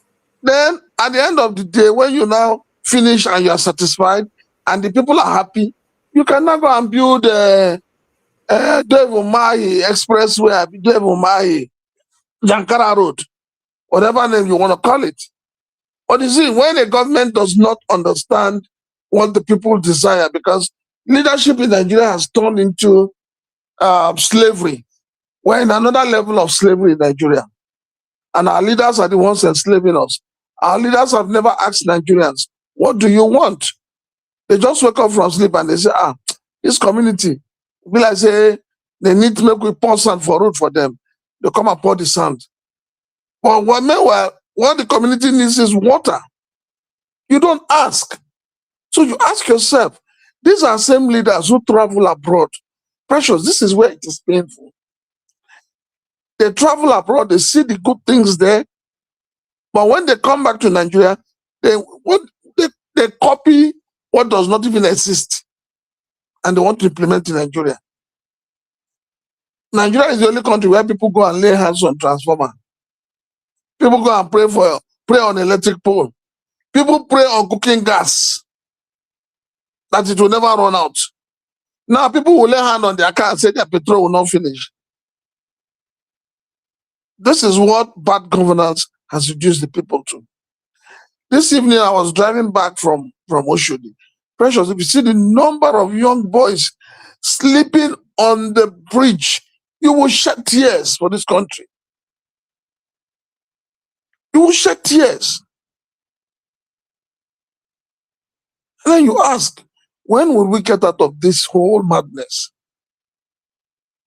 When will the leaders begin to value the lives of the Nigerian people? When will the leaders become the servant of the people rather than being the lords over the people? So these are questions we're asking. All right, sir. So I beg, very quickly, I get a few things so I won't call your attention for. I think this is still about, let's see what this is about. This should be East-West road traffic. Agbo Road. They see traffic. They see traffic. Different places, so different places. Just the jump and make it the same. Within TY Danjuba, they say road no need to go your village. So everybody. Precious, show Bini bypass. You go see that Bini one. bypass on another level. That one. In fact, Bini bypass on day. Then he did one with Bini Bridge on. Hey, that Bini Bridge on. That is that flyover. Bini flyover. Hey, race to power 10. Different. It's everywhere. The man is supposed to be fat. Sir. Meanwhile, the supposedly working governor of Edo State abandoned the traffic in his state, abandoned the bad roads in his state, abandoned the lack of development in his state, and he went with his gooms to Osun State to go and capture Osun State. You mean to turn Osun State to Edo State? The hype men we don't talk say make the video no try come their village. Sorry, their state, sir. No, so this is to show you the kind of people you have as leaders. Prince, I hear somebody saying that the man is doing well, or that he built a swimming pool all over the street, everywhere, so you can see. Those people now sabi do black magic. So they help swimming pool everywhere. Calabash. Don't profile people, please. Trust is still like a 3 conversation. Well, let me just put my quickly before I release you. One, now your brother. Leading opposition. I told you I'm no opposition. Leading opposition. I told you I'm no opposition. When you have people who are just trying to see whether they can be relevant. Who's the opposition leader now? Ordinarily, it would be PDP, but because of crisis were bad, and so you can't see a formidable party that you call the leading opposition party. So I don't say whatever they feel, it's not my business. I don't want them to feel well. It's not my wish that they should feel well. My business to make them not to feel well all the day. Because they'll be having high blood pressures. Yes, that's my job. To make them to have high blood pressure. I am not here to make them to do no. You see, when you are having a contact with somebody, your business is not to make him feel well. Your business to make sure that you beat him thoroughly. Try that he will be sick or true. And that's what we're doing to them. So people feel, will be feel, it does not give any. And then if anybody know now how they feel, I will add more classes for them. All right, you hear waiting in talk and say in what high blood pressure. Not the wicked with that. It be like saying him, sir. Nigeria today is being governed by clowns, unfortunately. Hey, oh, That's the truth. Unfortunately, Nigeria is now, in comatose. And so everybody is preferring solution. But this is what happens when leadership of a country is not accountable to the people. That is why your minister for finance can open his mouth and tell Nigerians that they have no right to ask for information over a loan that they collected on behalf of the Nigerian people. It shows you the impunity in government. It shows you that the government does not care about the people. The government believes that they are there because of themselves. That is why you had 11 or 16 governors go to Osun State, including your Senate President, Prince, did you hear what? Because I just want to, this precious uncle. He said, Hell, he said all those governors plus the Senate President plus all the police, the aides, the national APC national voting council. He's saying that all of them wasted their time. If not let him now go there, say the situation for changing for win the election. That means it don't rubbish the entire party itself. That they are completely useless. Say only him one man would have No, the thing is this. changed. TY, the truth of the matter is that the truth has been revealed. Wike has finally told Nigerians that he's a master rigger. That is what he has done. It is the same attitude that he used in ensuring that they foisted a consultant on an expatriate. Yes, on Rivers State. It's the same thing. And because of that, the man believes he's above board. He's the god of Rivers people. It's unfortunate, but I pity Precious. That's her state. sir. I really pity you. All right. In a normal country, your state is suffering like my state. They are both pregnant, but they will never deliver. Prince Shilaka, in a normal country, in a sane country, do you think that some of these people will be walking the street freely and be talking and be saying this kind of nonsense where they talk? Well, the truth of the matter is that the Nigeria we have today is not the Nigeria I saw when growing up. The Nigeria I experienced when growing up, you dare not do this kind of thing. The youth would have corrected your thinking faculty immediately. But the youths of today, no, they're all hooked to drugs. They're all hooked to prostitution. They're all hooked to no, sir, not all of them now. That's not true, sir. Most of the youths, most. Is it not a celebrity that was arrested with hard drugs worth 39 billion? One out of millions of celebrities we have. It doesn't matter. One. So it doesn't make that most. Precious. It doesn't matter. It simply shows you that a lot of these celebrities and their lifestyle is fake. That is what it shows. That is what. Do you know what it means to have drugs worth 39 billion in the system? Do you know how many lives will be damaged? Do you know how many lives will be cut short? Do you know how many youths will be destroyed? And you're saying just one. Just one is going to cause a lot of havoc. We must begin to shame people seriously in this country for their head to correct, for people to understand that you can't do all these things and get away with it.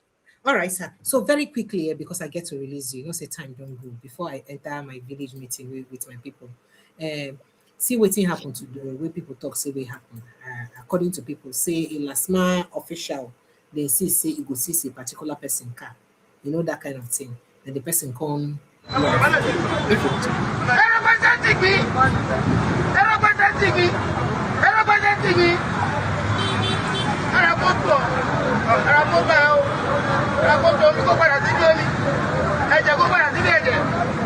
ọmọdé ò bá mẹ́wẹ́ tí kò mọ̀ òwe wọ́n á jẹ́wẹ́ lọ́tún wọ́n á jẹ́ òwe lọ́sì wọ́n á fi hàn pé ẹwẹ́ rẹ o òwe sí rẹ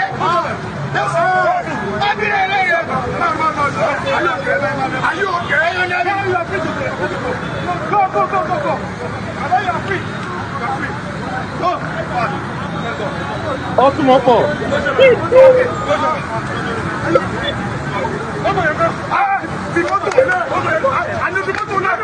It's so fast. Oh my These people go God. arrest Loco. Okay. Prince Francis, you live in Lagos. I say make I show you. Okay, Precious. Let me say this straight off. You know, I am not, and have not been an advocate for state policing. Why? Because first and foremost, the federal police you have, they are not well trained in terms of emotional intelligence, in terms of dealing with people. And that is why I'm worried over this creation of state police. Because it is people like this, LASMA people, that will not be recruited into the state police. There are better ways to want to arrest a person. See, this afternoon, I'll also shock you. There's a new bridge linking Festac Link Bridge. The bridge at Second Rainbow. Precious, you won't believe the kind of traffic VIO people caused on that bridge today. VIO went and stationed their pickup on the bridge and were stopping vehicles on the bridge. They were not bothered the kind of traffic they were creating. And you tell me that these people are normal? In the evenings, if you are driving from Oshodi down to Antoni Bagada, you will see VIP people on the express. They'll be crossing, running and trying to stop cars. How did we get to this insanity state in Nigeria? For me, I would say this. I don't believe in violence. I don't believe anybody has a right to attack somebody in uniform. But at the same time, those who are wearing uniform must go and learn how to address the civilians. It's a two-way thing. Respect is reciprocal. Respect is earned. For the fact that you're wearing uniform does not give you the right to take advantage of people. But for anybody to begin to fight a uniform person, I beg of you, please, two wrongs do not make a right.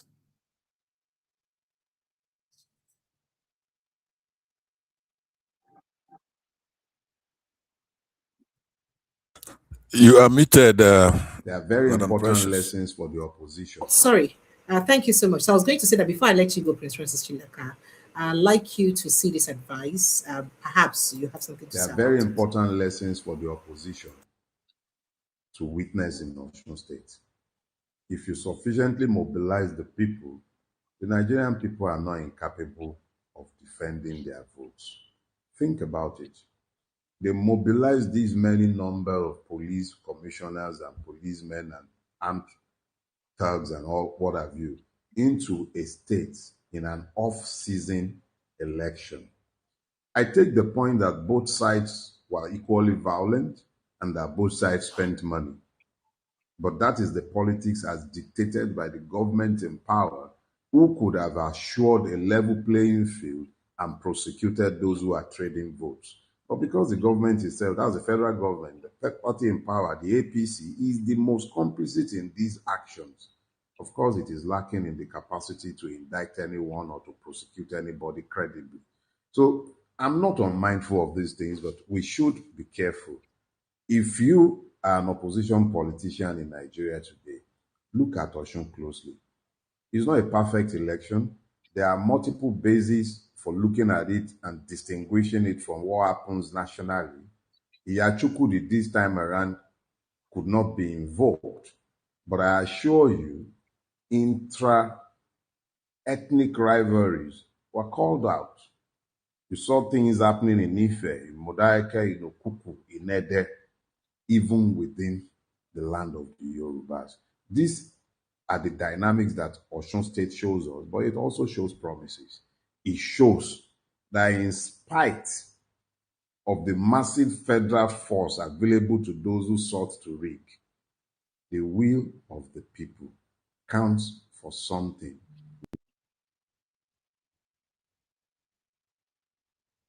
This is more like an advice to the opposition. You think, say, the opposition of Nigeria right now, especially as they no one line, because some people don't talk, say, the only way where the opposition fit use win Tinubu right now, and I say if they merge and come together as one. So do you still think that the fragmented opposition will be capable of mobilizing the people this way, in a way we be saying fit use within it? So. Well, the truth of the matter is that honestly, I don't even think we have an opposition. I'm saying it with all sense of responsibility. Because if we have an opposition, by now the drums will be loud. The streets will be feeling it. We just have a lot of people who are selfish, greedy, and wicked.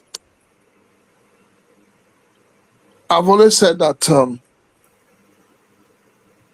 I had wished, and I continue to wish, that Alhaji Atiku Abubakar, the ADC presidential candidate, should be the big man here, should be the bigger man. And say, for the sake of Nigeria, for the sake of unborn Nigerians, for the sake of democracy, for the sake of taking us out of this hell that we're in, you should support P2B. Support the younger person and say, I want to sacrifice my desire for power for Nigeria to work. That is what I personally expect of Elijah Abubakar. And I hope that in the coming days, with all the meetings of the opposition, that he will be able to take that bold step and write his name in the annals of history as a man who made the ultimate sacrifice. If they all go to the election as it is, I am telling you, it's going to be difficult to beat APC. Don't forget that APC has the machinery for rigging, which Wike has told you that if he was there as the man who has the master stroke, Oshu would have caved in. So APC has whatever it takes to rig an election. But the opposition must come together and say, Nigeria first, the people first, before them. Then we'll now have a country where we'll have an election that in less than, before 12 noon, as people would say, a winner would have emerged. All right. Thank you, sir. Thank you so much. So does anyone have a question for Prince Francis Chilaka very quickly before we let him go? Does anyone have a question for him? So, okay, Mr. Mr. Chilaka. So, what's wrong with your road from Owerri to Mbaise? You know, Mbaise people are very smart. You know, they are part of the But prestige, you like gossip well. For all the person Hold on. this road issue. Francis still like my brother now, so I think I'm permitted to ask that question. We don't get road. The Opus Odimma has refused to build our road. But his But on social media, all the roads in Imo State are perfect. okay. I just want to ask you that question. That's it. All right. Thank you. Good night. All right, good night Good and night. God bless you. Thank Sir. you, Thank so man. much. All right, so Prince, hello, thank let's you. have you jumping in the conversation. Hello. Hello, Precious. Good evening. Sir, go ahead, sir. Good evening. Sir. Good evening, good evening, everybody.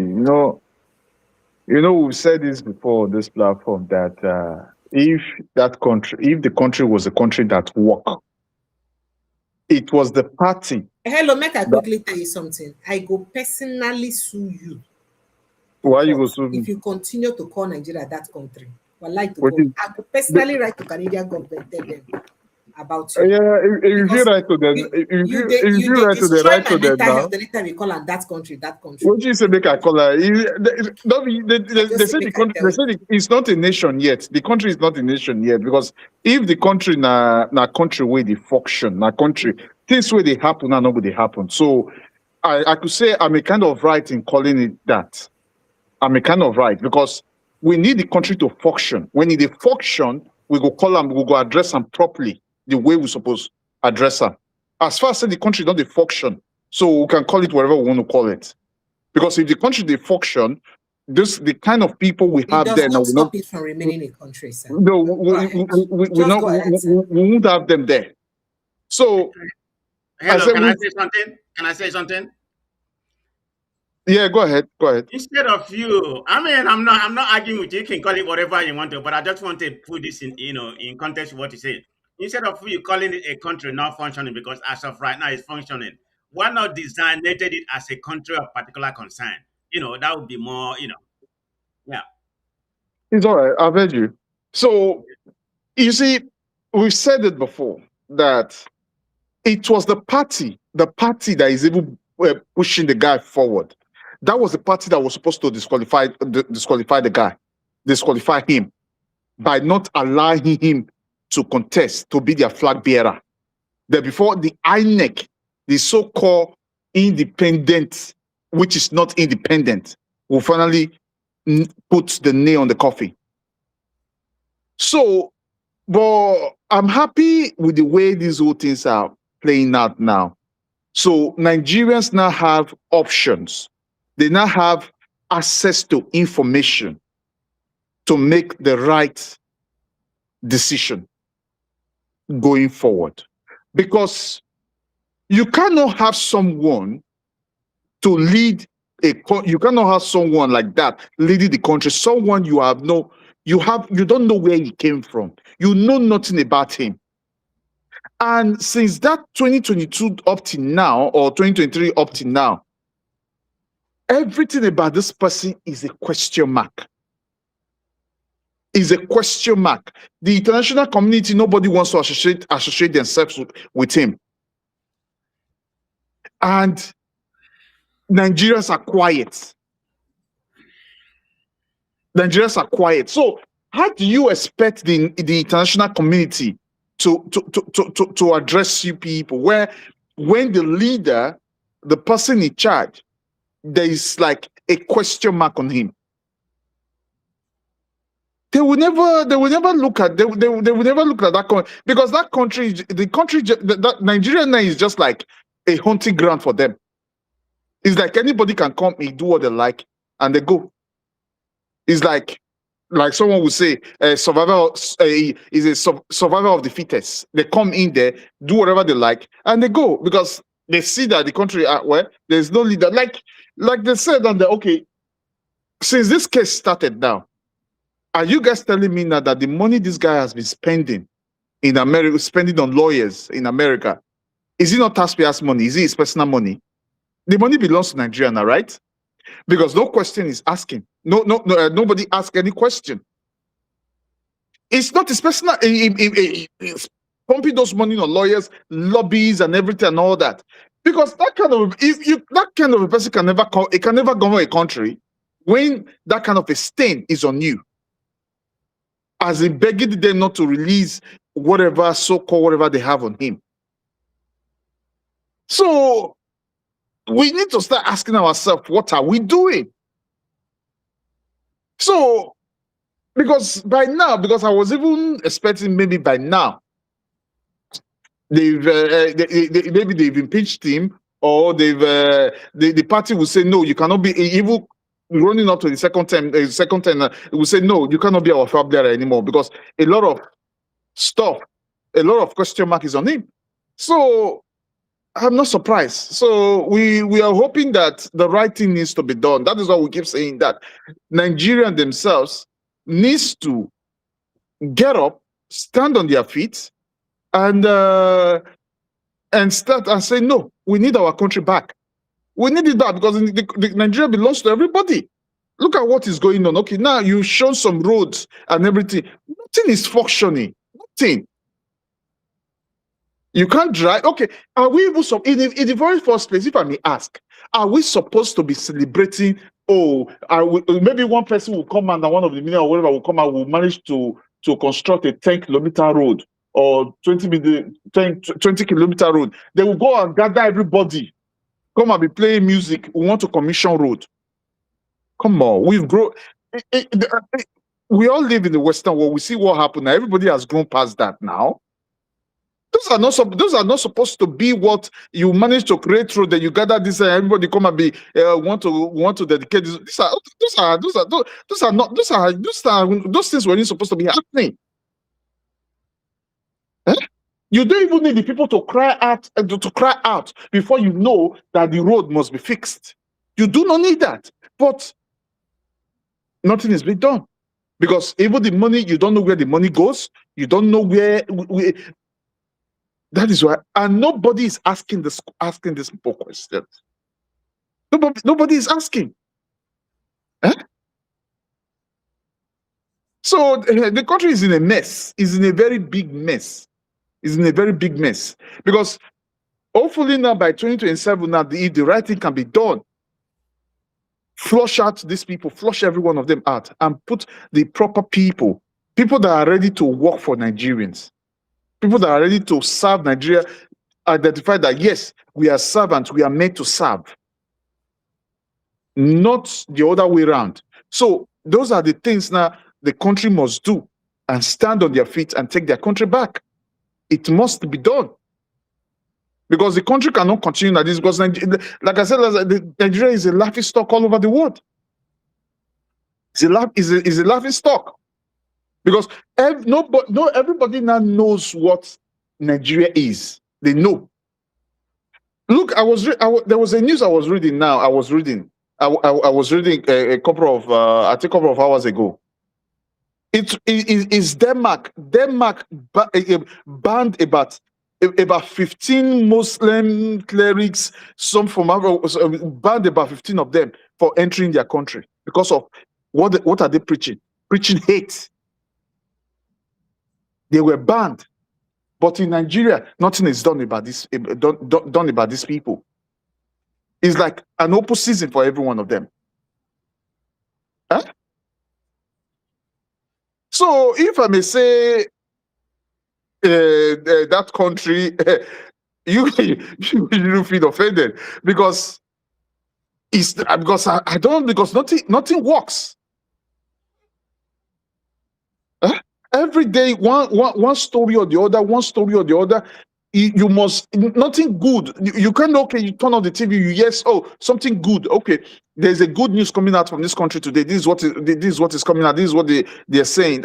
Okay, good. No, you must no good thing coming as in no good news. All of them, one bad news on the other. Huh? Look at if really the country function properly, by now that guy would have said, okay, here's my resignation. I cannot continue anymore. I want to resign. And let people who has no skeleton, who have nothing in their cupboard, come in and do the job. Over here now, commit a crime, even though maybe if they do not have a proper evidence against you, most of the people now, they are in their 70s. That is when they are now preparing to go serve their punishment, because the investigation has been on ground for a very long time. So whether they try to, whether is not they are bringing it up or they are not bringing it up, or Nigeria deserve to know whoever is governing them in that country.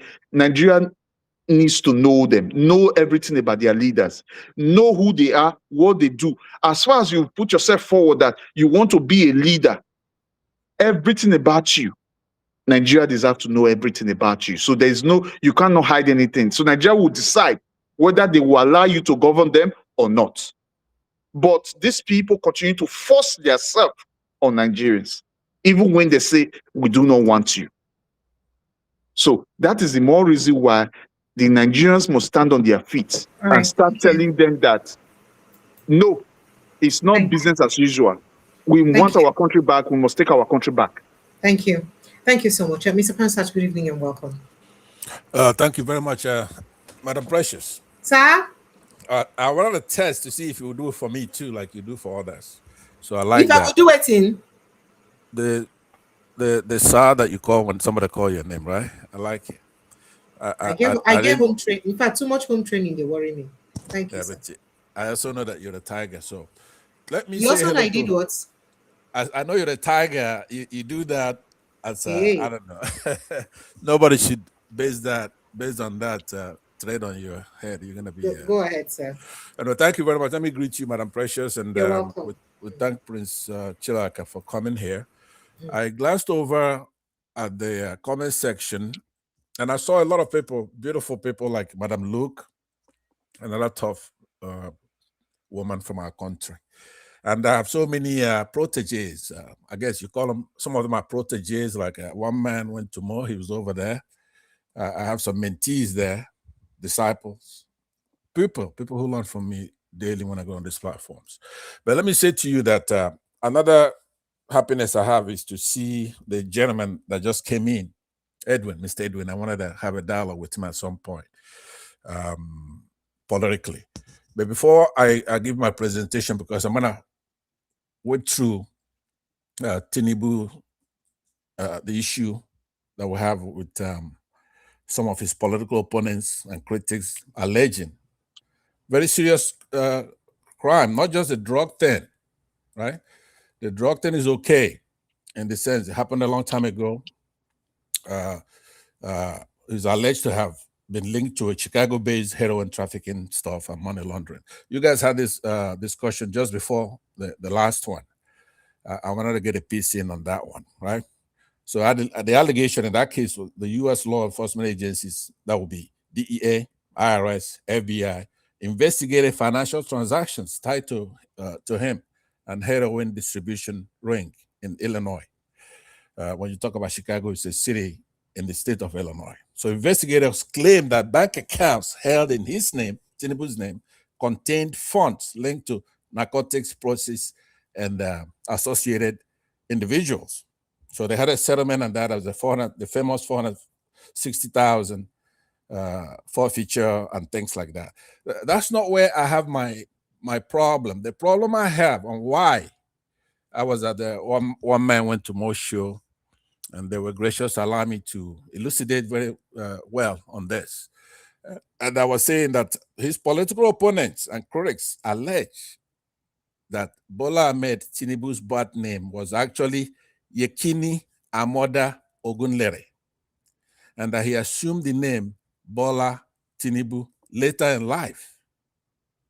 So it's surfacing again. I believe that there's something in there that they're hiding, because he himself is fighting tooth and nail to say, don't release this my record.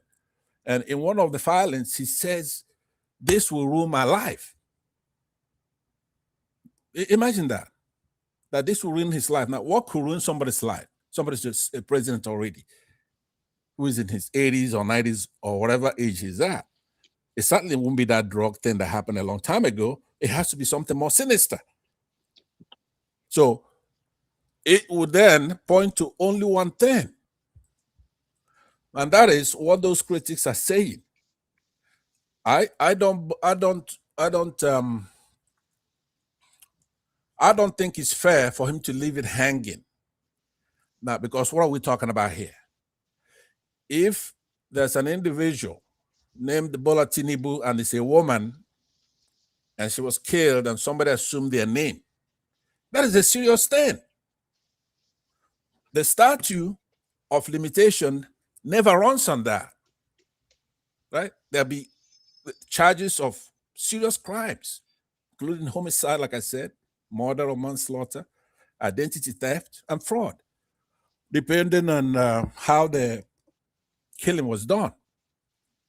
So it could be interesting if there is something more sinister than the heroin. Heroin is bad, don't get me wrong. But more than that, also having some Americans or France or any of these wicked European administrations hold them by the blockos and say, look what we've got here. You have to do what we tell you to do, or we're going to release it. So for his own good, to clear his name, and for that alleged Bola Tinubu woman, if that's true, these Americans, they will know. It's in that record. That is one thing they don't play with. That record will have what's there. So if you got aggravated identity theft there, if you got fraud and forgery in there, concealment of a death, probably abuse of a corpse too, in the moral dimension. So I don't want to belabor it too much today because it looks like we are going to be getting to look at the record. But if we don't get to look at the record, then there's something we could do as Nigerians. We're going to have to, as a people, work very hard to make sure that he's out of there. Now, somebody mentioned it earlier, which includes the people being the opposition. This myopic thing of trying to pit political party against a political party, party versus party. That's not where we are. That's if we had it going on, they would play politics with parties, right? What we have to have the general public act as the opposition in this election. So that includes you here, Madam Precious, as an independent media. Have to have public forums. It's not just the showaways and the activists. It's all of us, the people. The people includes everybody. Independent media, like I said, public forums, cultural commentary, challenging official positions. We should by now be having marches, physical occupation of public space because of the state the country is in. We have to have disobedience and direct action, strikes, localized non-cooperation aimed at disrupting certain state and corporate policies. So that's the area that I would be emphasizing. Like I said, I went back to shows such as One Man went to more there, and others. I will be all over the place. I invite people to come in so that we can, so we could trash all these things out. I'm gonna make it a new One Man Went to More show. So you should come over there sometime. I'm gonna be over there. So we can sing, oh, when the saints go marching in, Lord, I want to be in that number when the saints go marching in. So I want to reserve the rest of my remarks, yield back so that I will have a chance to, oh yeah, by the way, I did see the tape he played on Peter Obi's press conference. He borrowed a phrase there, are you better off today than you were 4 years ago? It's an iconic political question famously posed by Ronald Reagan in the 1980s, before perhaps everybody here was born, right? In a presidential debate against an incumbent Jimmy Carter, President Carter. Say that again, Oga.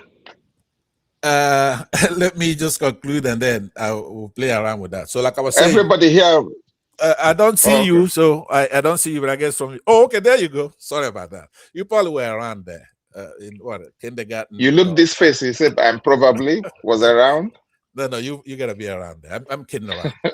So, but like I said, I will yield back only on the condition that I will then come back with some pilastering. It's just a fancy word of saying that I will have columns, I will have pillars, I will engage with each other so that Edwin and I could talk. Now, what's his name? My friend, you changed your name a lot. The guy in the green T-shirt from Owerri, my brother. What's the name that I know you by? I wasn't gonna tell you that you are last, but you shouldn't feel bad about that, right? Well, hold on, Ansad. I feel Yeah, bad about that. To begin with, you know where I live. You know where my wife teach. I think you have been maybe a visiting professor where my wife live, and you came here. I'm your neighbor in California. You in didn't San greet Diego. Yeah, me. yeah. You didn't greet me, but that's fine. No, no. I greeted everybody, I will and ask my wife not to allow you to be a visiting professor there anymore. Thank you. I said I was going to reserve my last remark to call you out and give you some solace, some Thank you. comfort Okay. for being the last person there, because I know you have a lot to say. But I would make it up to you by, first of all, quoting you Matthew 19:30. I know some of you are lazy, you won't look it up. It says, but many who are first will be last, and many who are last will be first. So take solace in that. I yield back. Thank you very much.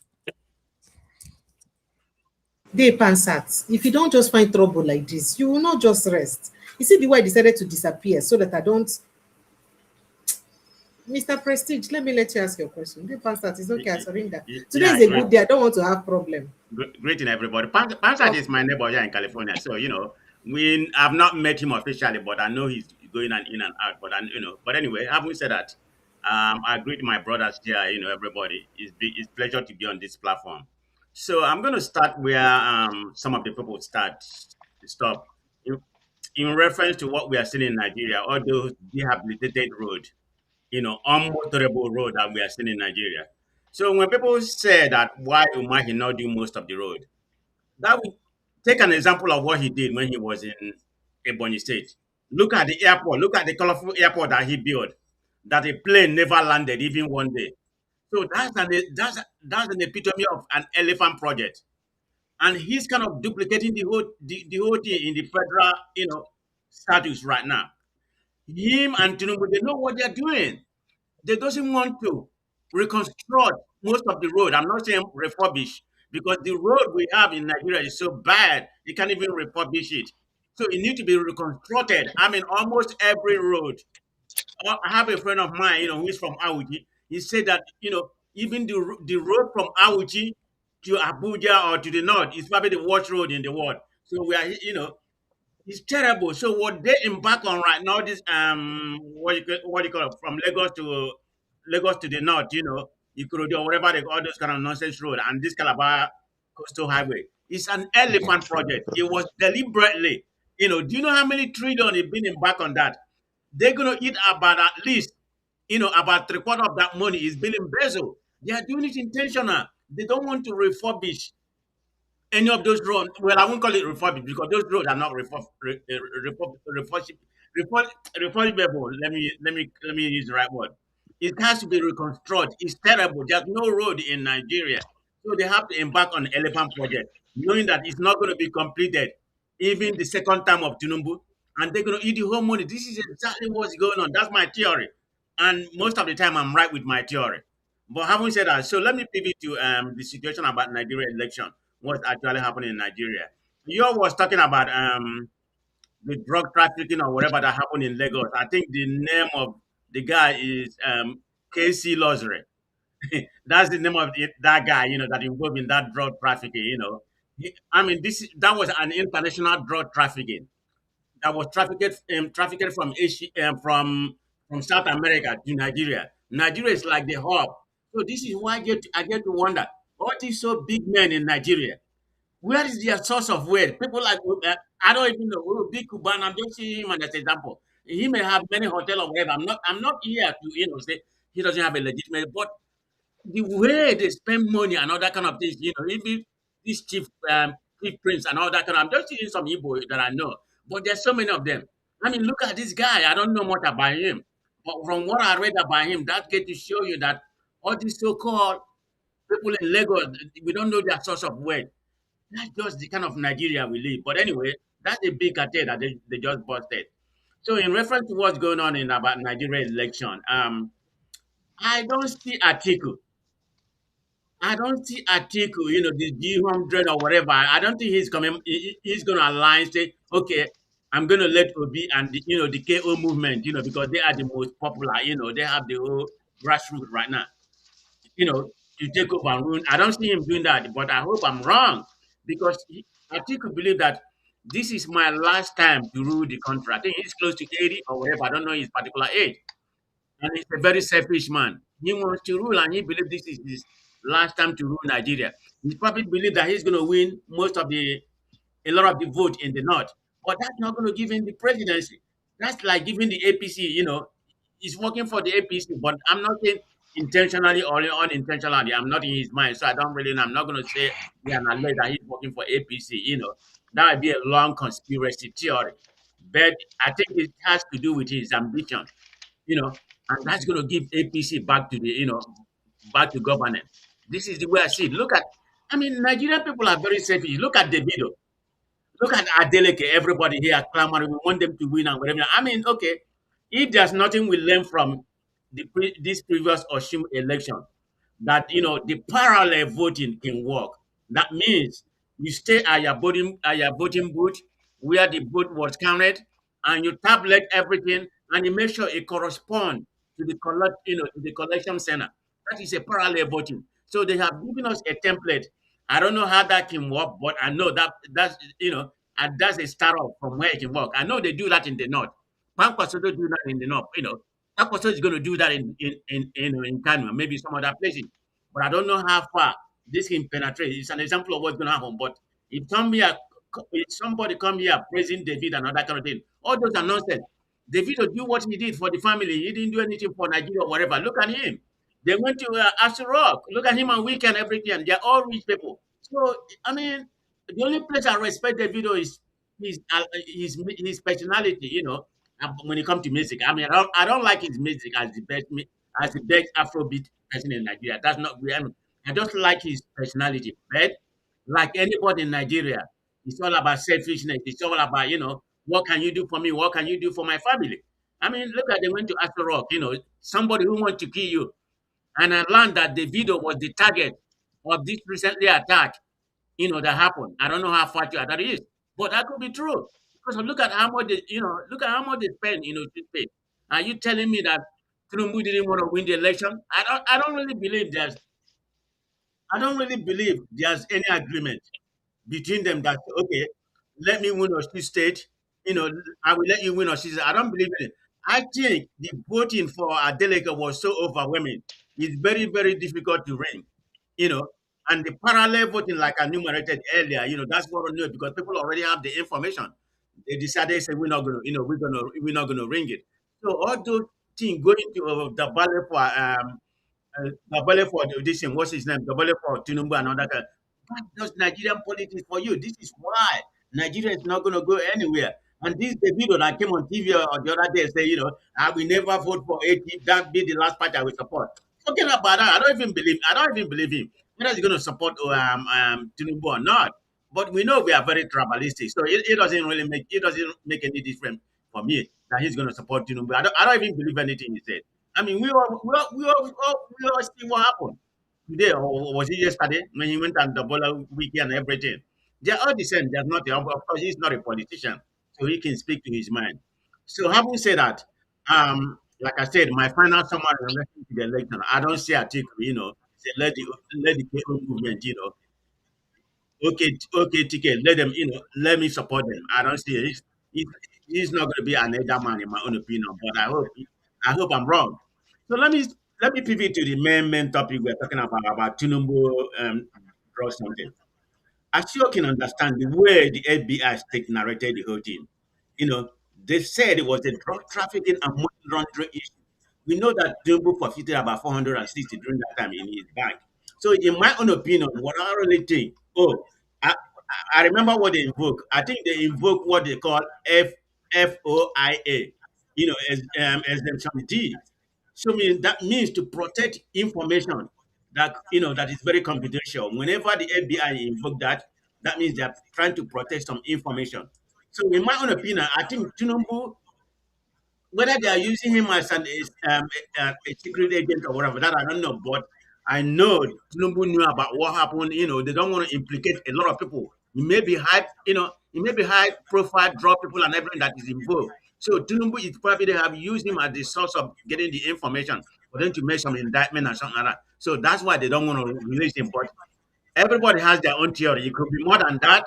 I don't really know, but we know that Tinubu was involved. He probably was the one that gave them the information and everybody. That's why they let him go. That's what I think in that. And even at all, let's assume they release the information. The damage has already been done, or non-damage has already been done. Everybody already believe what they believe. People believe that Tinubu was a drug dealer or not a drug dealer at all, not a drug dealer because they support Tinubu. It's not going to change mind in Nigeria. I can bet you like that. Let's assume today they say, okay, we decided that Tinubu was involved. They can't rein that thing. They can't be double jeopardy. It's already decided. It's a matter of, you know, his image or not his image. And when it comes to image, when has the Nigerian concerned about image? So everybody here, can you tell me that could have make any difference? Because he only care about image. Tinubu cannot be prosecuted anymore in America. There's no double jeopardy. Whatever they decided, the deal they decided about particular time. That's all it's going to be. That's what it's going to be. Nothing is going to come out of it, and nothing is going to come out of Nigeria. Tinubu has the whole apparatus in Nigeria, the judges, the House of Assembly, the Senate, and everything. So I don't think anything is going to come out of it. So everybody know where they stand in this in this drug deal or whatever. That's where we are. That's the country we are right now. But hey, Right. Thank you. Precious, Thank you. I wish you good luck. You will not wish yourself good luck. You don't come and go report it to Trump. Make I look whether if Trump do anything about your case now, you know go come back to Nigeria. You go wish us all good luck. He can't they sound like say be Lazarus will be the rich man waiting for his fire. Is it good? I didn't say that, Precious. No problem. Mr. Edwin, good evening and welcome. Please go straight to the point, sir. Yeah, good evening, Precious. Good evening, sir. Welcome. And good evening, all other participants in this platform. Precious, my sister, I would have liked to have a very lengthy talk about you tonight, but I wouldn't do that. I will reserve that to another day.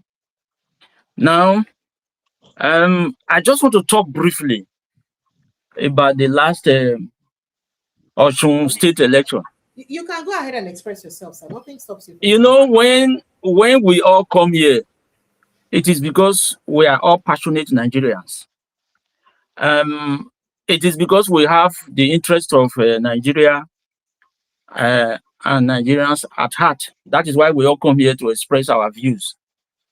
And before we do come here, most of us probably have information, many information or sources of information that some of us cannot reveal, that we can reveal if it is on one-on-one, and that we can openly express, because most of them are already open secrets anyway.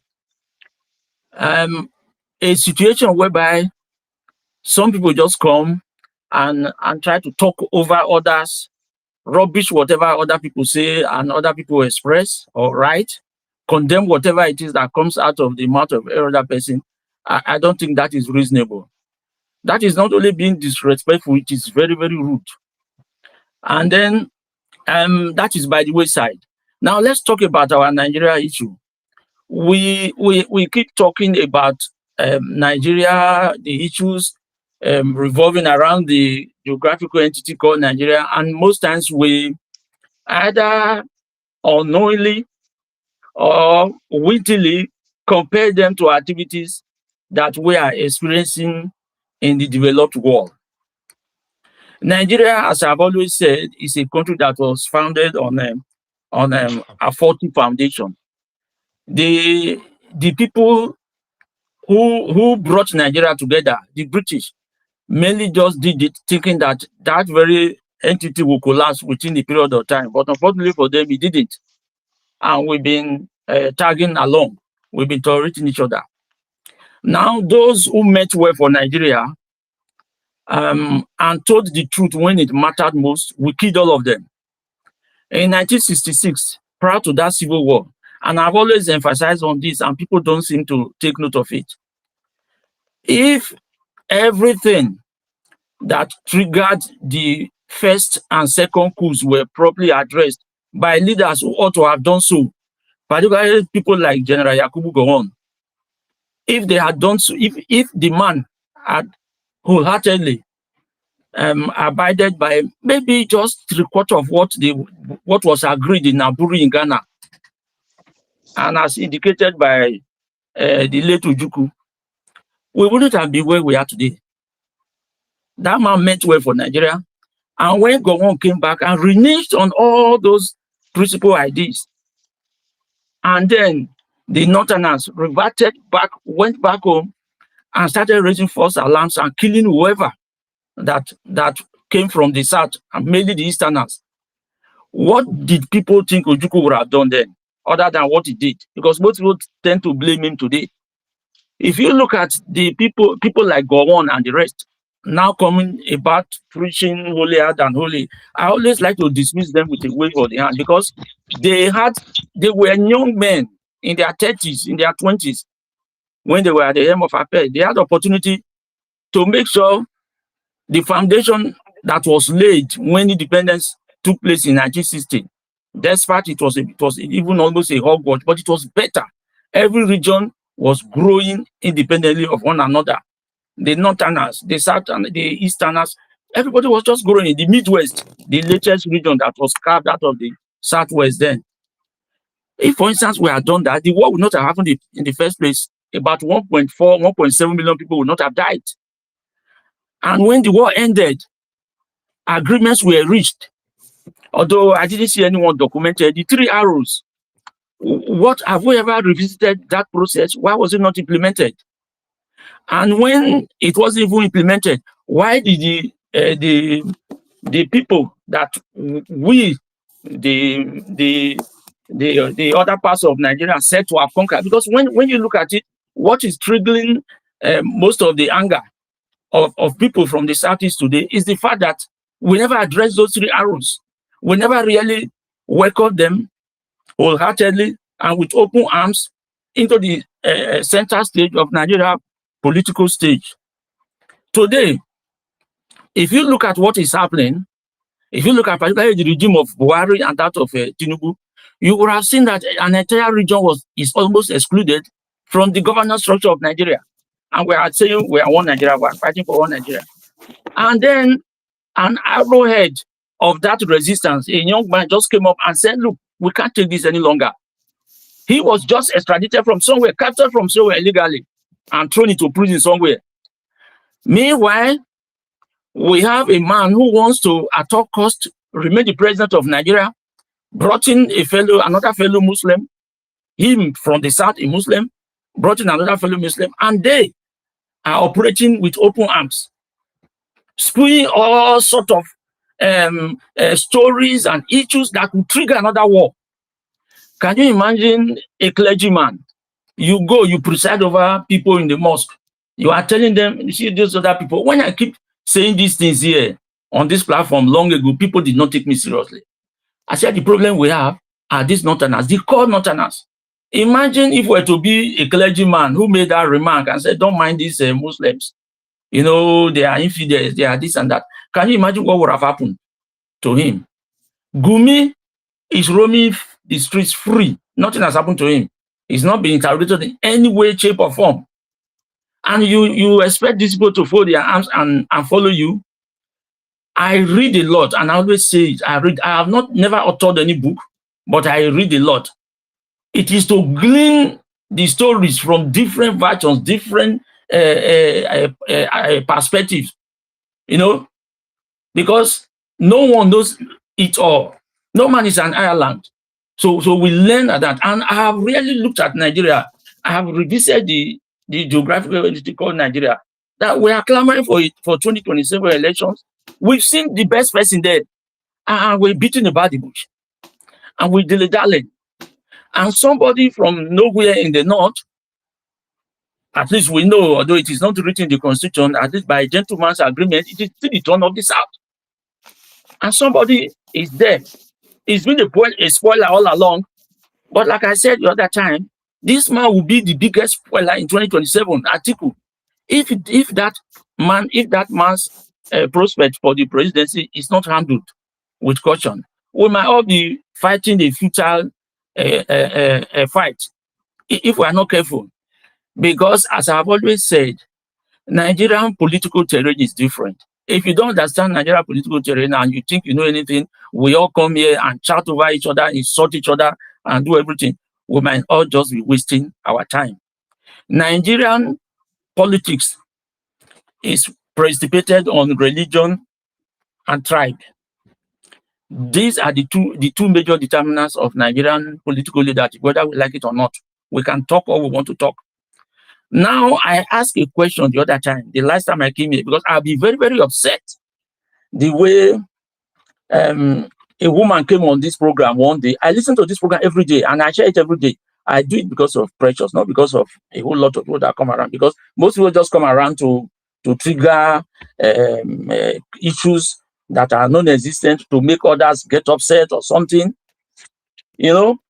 And then the way that woman was rooted out of this show that day, it made me almost say I will never come back here and do anything. Because to me, I don't believe in people who antagonize others or people who shout down on others, because I respect everyone. And I always want people which will all express our opinion, our views. Like what Rufai used to say, come up with, I've forgotten the term he used to use, concrete facts, empirical facts. State your own side of it. The other man will state his own, because we all come from different backgrounds, different perspectives, different knowledge, and with different experience in life. For instance, somebody like me, there's no place I've not been to in Nigeria. No place. None. My wife is from Akwa Ibom State. I am from Delta. But I'm from 4 mixed races in Delta. And if you could talk of Delta from Delta North to Delta South, there's no way I've not been to in those areas. If you are talking about Ogwachifu, Iseluku, Utagbo, anywhere in Delta, if it is Agbo, where is it Abo, is it Kwale, where will it, is it Weli, is it where? Or my home area, Worry, is it Patani, Burutu, and Bomadi that I've not been to? So if you talk about it, it's where would somebody tell me about in Nigeria? So when I look at the Nigeria political terrain template, Atiku as I do not know how I'm going to describe it now, because I'm not too grammatically blessed to start bringing these grammars in here. That man has subtly triggered a sort of religious politics some days ago that people have not taken note of. That interview in granted was in Hausa or Fulani or whatever it was. And look at the angles, look at what he was talking or what he spoke about when he made reference to petroleum subsidy removal. Now, what was his point of reference there? He specifically narrowed it down to the Talakawas, as if it's only the Talakawas that constitute Nigeria or are the hungriest set of people in Nigeria. We know majority, large percentage of them are from where he comes from, his own area. And that is down to them. Because the largest percentage of rulership in Nigeria had come from their own part of the country. As to what they've done with their opportunities, only God knows. But look at what he was talking about. He said, I will bring back petroleum subsidy solely for the interest of my people, the Talakawa, as they are suffering. And he made that interview in Hausa. Supposing Peter Obi goes to the east and go and grant one local station interview in Igbo language, and he makes some sort of references, subtly to be in favor of his own people. Do you know the way the Northerners will react? When I came here the last time and I said, look, the core North or Northerners, none of them, the so-called leaders, they have come out to totally embrace and endorse Peter Obi. I have never seen a local press conference, a national one, or an international press conference endorsing this man. I have never seen a group of prominent Northern leaders come up and say, we're endorsing Mr. Peter Obi because we know the South of Nigeria, they have one more term, 4 years. So our own man, Alhaji Atiku, please, we want you to toe this line. Let's give peace a chance. It is not in the constitution, we know that. but it's a gentleman's agreement. They have never come out. And when I made reference to it here, I was hooted and I was chatting, oh, don't bring bad vibes here. I aren't bringing any sort of bad vibes, except for those who don't know me. If you know me and I tell you anything, I don't follow anything hook, line, and sinker, or believe anything hook, line, and sinker, or what people say. I make research. I read. And when I come up here and I say things, interrogate me, question me. Where did you get this information from? Who told you? When I said your Osun State election was arranged and negotiated, some people just call me names. Someone, particularly on this program, called me all sorts of names and wrote all sorts of things about me. And I don't even bother about those ones because I have thick skin. I'm not a baby that will look over my shoulders concerning those ones. Nothing. That didn't move me. What I had expected from people is you would question me. How did you get information? Who told you that?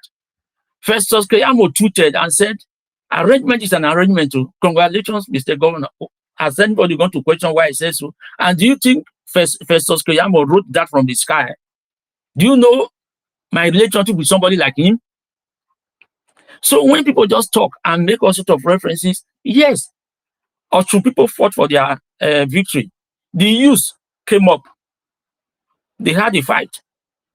They wanted to protect their state, protect the sanctity of the ballot box. But do you know the powerful forces that worked behind the scene? Do you know the work the EU and the U.S. did that are not making frontline headlines? But people don't know. People just believe in all this gossip, all these content creators everywhere now. Thank you, sir. So that we can let others talk and then we close this. Yes, Festus. You see, this is the issue. This is the issue I was talking about. Now I'm timing myself here. You know, when we are in England here, we time ourselves 5 minutes, 4 minutes. I have listened to people speak on this your program for 20 minutes, and you never stop them. So that was one thing I wanted to talk to you about the other time. You know, when you are moderating, this platform belongs to you.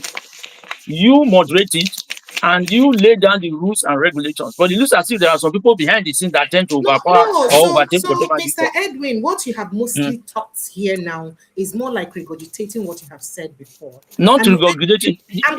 I'm coming. And you made complaints. Do you understand? And it will be unfair if you make complaints if we don't make our time to talk. Let me explain something to you. Mr. Edwin, nobody is paying me 50 kobo to do the job I'm doing. I know the sacrifices I make. First, I'm coming, sir, please. You don't want me to land now. That is the issue. Okay, so go ahead. If you let me land, then you talk. Then I wouldn't even bother what you say again. Right, I just want to rant. I just want to finish up. This is what I kept saying here. Every one of us, you treat us equally. Give us the same type of keep the same rapport with each and every one of us. Treat us as if you own this platform. It is yours. You are the hem of affairs here. You moderate, you coordinate, and you decide who speaks and who shouldn't speak and everything. And you should hold that. But don't waver or don't tend to shift grounds when either you are being pressed or something. And one thing I have to talk to you principally about is that you should, on your own side, be very, very be very, very central. Don't make your opinions or your thinkings even pronounced to anyone. Just let people say whatever it is, because some of us are conservatives, some are liberals, some are everything. So you try to accommodate all opinions because you are the moderator here. You coordinate it. But what I've observed that you tend to bend over backwards to accommodate certain people and certain opinions that tend to offend others. That what they say, and that to me I don't like, because I am the kind of person who do not like to oppress anyone or have my voice over anyone. I listen. That's why you see me, I keep quiet. I don't interject when others are talking. I listen, because you might be saying something very, very important, something that I will be hearing for the first time. So going forward, I would advise you strongly on it. I said I was going to have my own word with you, but this one is just off the cuff. I decided to just bring this in because this is what I've observed. And if you don't stick to your guns and make it your policy that whatever you decide here holds sway, you might drive some people away. You might bring in some people because opinions differ. We are all political animals. and we are from different backgrounds. So that is what I want to talk. Because if you see some comments that are on this your platform, they are inflammatory, they are derogatory, they are insultive, and they are rude. Those are people you call to order, and then some of them who even come on the platform to talk down on others as if they know everything. That is because you own the platform. Nobody set it up for you. We all just came across it. But like what I said is that because we are passionate Nigerians, we have all come to partake in it, and we keep doing so. But give us the same level playing field. That is all I plead of you. If you do that, you will see me on your program every day, no matter how tight my schedules are. But it's a situation whereby you tend to bend over backwards to accommodate some, and that you are a seasoned journalist. I know that. I've made my research about you. And I don't want a situation whereby you come to a platform like this, and then despite the efforts, you try to expand it and everything, you keep looking at it and keep saying, oh, what am I not doing right here? Those are because I'm always very blunt in my talk. That is the way. Because I talk with politicians here every day. I work in the political environment. I make decisions for local authority here, and I do it when I'm in front of politicians, and they query me from left to right. So I don't really, nothing moves me when it comes to it. When I told you I have thick skin, it is based on that, and that's in the Western world here. So that is all I will advise you. Please, Precious. So Where is secondly, Precious? Yes, please. Please, you have to please help me. Please, just give me a second. Let him. You have to help me put a sensor on my tongue because I only express my mind, though. I don't mean to. No. Excuse me, Mr. Lumide. Please kindly help me hold it. So, Mr. Edwin, are you done, sir? Yeah. So, lastly, Precious, like what I've always said, if we do not critically look at the political composition of the opposition parties in Nigeria, we are all fighting the cause now for Mr. Peter Obi. Come rain or sun, we want him to win, but we have to do so dutifully, and then be very, very open about that process. Because when I came here the other day and I told you that there was something wrong with the NDC in the North, you weren't happy with me and somehow. But you saw what happened. You even saw what Abdul Muminu came on platform to talk about. And you saw what happened in Kano. But when I said it here the other day, you didn't know where I got information from. I had information, and it has come to pass. And then when I equally talked about there was something happening and infighting in-house between some group of Kwankwasia movement in the NDC and the Obedience. You know, you rubbished.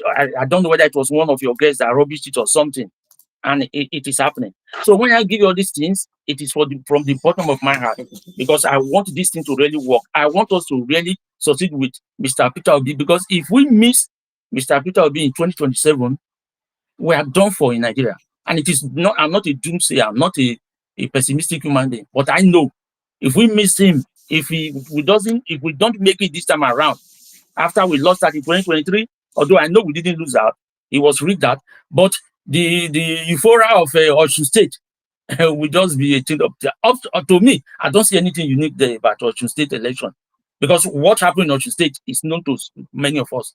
So despite all the talk people are talking about, Mr. so Edwin, that is not what Mr. is going Edwin, to I'm happen. not going to sleep here now. This is almost 3 So that is it. If I let everybody Thank you talk very as much, long as you've Precious. spoken now, will it be fair? Because these are the issues that make us have that is my last talk now. That's what I've just said. It's not fair on me, because this is almost 3 a.m. and I haven't slept. And I was about to tell you that I'm coming, sir.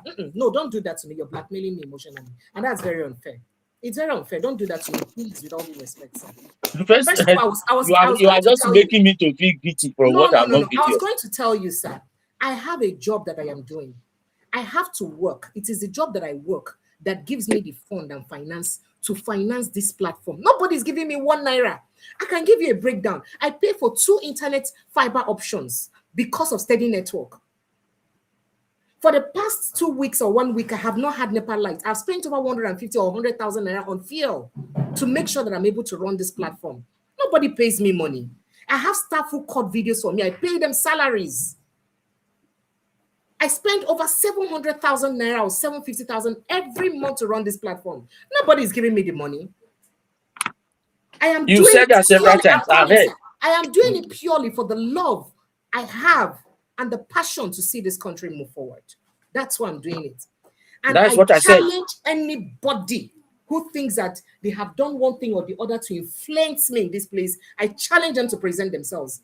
I am a bit too stubborn for anybody to influence, in case you don't know. I'm not too tall. So those of us who know too tall, Sabi gets stubbornness for it. Just so you understand. So I appreciate the things that you have said. And first of all, let me begin by apologizing if you think that perhaps I have treated you unfairly. And then you mentioned Ife's situation. And of course, I apologize to Ife that day. But just in case you understand something, sir, because it will be very unfair on me if I do not address the situation today. First off, from the day one I started this platform, I did mention that this platform will be very result oriented. I didn't envisage a platform where we'll just talk without proffering solutions, without looking at possible ways to brainstorm. Look, there's a reason why they say two heads better pass one. So there is no way the politicians in Nigeria will be more intelligent than all of us, the other Nigerians. We'll not be zombie. We're not dummies. We can be able, we have the brain to be able to brainstorm and look for possible results. Now, on the issues that you've been saying, Mr. Edwin, some things that you have done on this platform, even if a child does it, you may be angry, but I look at it and I ignore. It started with the issue of I think it was the amendment of the Electoral Act. He kept saying that if they do not amend the Electoral Act, that nothing will happen. He kept hammering it. And I now asked you a question. I asked you that if you have Tinubu and Akpabio, will you amend an Electoral Act that will favor people to win you? Because no politician would do that. And I remember I'd asked that question several times. And you kept hammering that if they don't. Okay, so if they do not do it in the way you please, what is the solution? You never gave me any solution. You just kept telling me that if they don't amend the Electoral Act, if they don't. But okay, what is the solution to them amending it in a way that it should be suitable and fair to all? You did not give me that solution. We moved past that. And yeah, I gave. What is the solution? Name it, sir. What I said was that the youth of Nigeria should go to the National Assembly and hold representative accountable. Your children are part of the youth. Daddy, I challenged you. Your children, you have children. They're part of the youth. Yes. That thing that is holding your children from coming from UK to come and challenge the representatives is what is holding. Because my children are not going through the same thing they are going through in Nigeria. That's it. But you have relatives. You have relatives in your village. Precious. Yeah. What happened in Ochi? Precious, what happened in Osun State? I beg everybody to nobody should put. No, what happened in Osun State? Between me and them. Was it people from abroad that came to Osun State? Oh, so something happened in Osun State. God. I'm coming, sir. That's what I'm telling you. I will chase everybody out of this group. Should they say I may get the group? Please, people should just allow me. Let me deal with this issue by myself. I beg you. I crave your indulgence. I beg you. I am not running away. So you finally admit that something happened in Osun State, right? I never knew something happened in Osun State. No. I drew reference to that. I'm coming, because sir. I gave you a solution. I'm coming, sir. Please, I allowed you to talk. Because you came here and you talked about your Osun State, that it was a deal. Look, Mr. Edwin. That what? You said that your Osun State, you shouldn't be excited about it, that it was a deal. That it was a negotiated, yes. Yes, that's what you said. And the way you think you have information, you have no idea that 40% of the information I have, I don't even reveal. I don't reveal up to 40% of the information I have. I'm a journalist. I know people the way you think that you know people. I may even know much more, but I do not talk, and I cannot expose the things that I know. Quote me, there was no goddamn deal in Osun State. Osun won that election. The APC was just deflecting because it put fear in them. They didn't want Nigerian youth to wake up against them in 2027. That was what happened in Osun State. Precious, do you know Festus Keyamo? I'm coming, sir. I know Festus Keyamo. You see, the problem you have is that I don't think you even watched me when I said that. I was the one who quoted here that day, Festus Keyamo's statement. On the day he quoted the statement, I quoted it here. Oh, please give me some crap. The same Festus Keyamo who was against Tinubu and said all sorts of things against him. The same Festus Keyamo is the person you want to believe as against the governor himself. That told I didn't believe him. I believe what he wrote. You're putting him for me. And you don't know why. You don't know where I got the information from. So that is why what I'm saying. Quote your source. If you're sure of your source, quote it. I challenge you to quote it. Quote your source. You want me to tell you that one here on your platform? No, you said that most of us don't believe you because we don't know your sources. Now I'm challenging you. Quote your source. Let's see what we should. No, I wouldn't tell you my source. Then that means your source is wrong. Then that means he's a lie. I'm sorry if you don't tell me your source. And I am quoting my own source to you. the governor of the I, state. I will. I won't tell you. I am Not telling you that as I long am as quoting the Nigerians are governor of concerned. No. Osun State. He has Precious, said it. And Precious, calm down, calm down. The TY, please, I beg you in the name of God, if you should allow me. I Calm can deal down. with this. I have heard you. I am quoting the governor of Osun State. He has said that not once, not twice, since that rumor started making the round. In fact, he even spoke to his Osun people himself that there was no deal. Now, let me explain something to you. Common sense is supposed to teach us something. Oga, if there was a deal, I hear that over 40 people died in Osun State. So deal go there, human beings go still die. Hey, now be saying which we get as people leaders. So they go do deals, then people go still die when deals dey. What was the essence of the deaths if there was deal? That's one. If there was deal, what was the essence of the entire federal might that they pulled? Do you know that they deployed over 15,000 policemen alone? There were soldiers, army. There were NSCDC. Even customs were deployed to Osun State. For what purpose when there was a deal? How many of that might did you see happen in Ekiti State? I'm coming, sir. How did you witness your Ekiti State election versus Osun State election? How much of that might did you see happen in Ekiti State? If there was a deal. What party controls Ekiti State? Oh God of Nazareth. It is APC that controls it now. So if Accord Party, I'm coming, if Accord Party controls Osun State and they already have a deal with the president that the president will allow them win, which you are alleging to, why would the president still allow the deployment of so much money? Precious, let's go. No, Let's forget about that. There was a negotiated arrangement. There was no negotiation.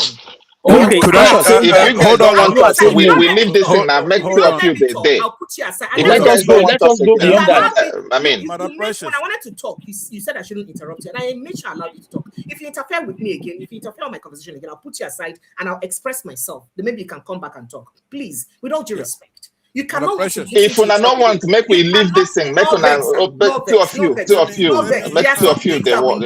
To straighten up, and it's okay. Now let me tell you something. I don't know what it is that you're doing, but what I sense is that you're deliberately building, I don't want to say distrust in the minds of people. And that's very unfortunate. And which was the reason why I said what I said to Ify here that day. I am not opposed to people thinking that if the coalition does not come together, if the opposition can't come together, they won't win Tinubu. If the opposition can't come together, they can't win Tinubu. Okay, so what's the next play? You cannot tell me there's only one road that leads to markets. You can't tell me. So the only thing that will make the opposition win is if they must come together, and they refuse to come together. They can't win Tinubu. There must be something else. That is what we must be. Mr. Fansad, please, I beg you now. I'm almost done. Please, I beg you. People should just allow me to talk, please. Please. So you can't tell me that it's only one way to win an election in Nigeria. It's not possible. And that was why I challenged Ify that day. And their challenge was that, tell me okay, so what are you proposing beyond the opposition coming together? And she says opposition must come together. And if he refuses to, you are telling that Atiku Abubakar must be step down for P2B, or P2B must deputize Atiku, because that's the point of contention. If either of that does not happen, that means we cannot have a united opposition. That cannot be the only solution. So if that refuses to be the solution, nothing else. We're smarter than that. And that was what led to that argument that day. That was why we had that argument that day. So again, going to the Osun State election, I am telling you categorically, the APC administration is terrified that it has built a kind of renewed vigor in the minds of youth that winning them is possible. Let me give you a possible example. See what happened in Osun State. Imagine that replicating across the 36 states of the Federation and replicating in Abuja. You want to tell me that 5,000 people march out in Abuja and be in International Conference Center. They announce any results, chaos starts to happen, and the INEC officials will not do otherwise. What are you talking about? The only reason why your politicians think that they can do things they do and get away with it is because Nigerians are afraid. They don't even come out. Nigerians are complacent. That's why Osun State showed Nigerians that if they act, things can change, and they don't want you to act. So the reason they're bringing this propaganda is to dissuade you from acting. We should be smarter than that. And you're helping them propagate that. Okay, if this is your propagation now, assuming there was a deal, so what is the solution for 2027? Nothing. Nigerians should just be defeated and sit down. Because you keep campaigning like something. You keep making us feel like there's no solution. There's no solution. There must be a solution. Give me 3 practical solutions aside what you have mentioned before. That there must be coalition. I can stand here. Number one. I'm coming, sir. I can stand here and give you 5 different ways that APC can be won. Give me 3 ways APC can be won if there is no coalition. Because you talked about coalition. If there is no coalition, give me 3 ways APC can be won if you think they can be won. Oh yeah, go ahead, sir.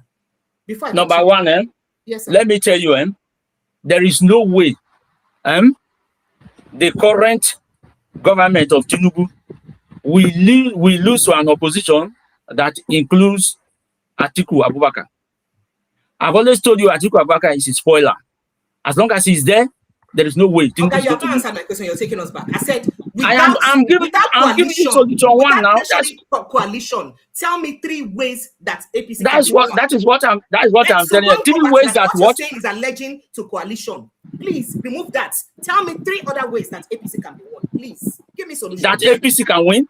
That APC can be won. That's that the opposition can win APC. Any opposition can win APC. Tell me 3 ways. To me, as far as I'm concerned, from the bottom of my heart, I only know of one way.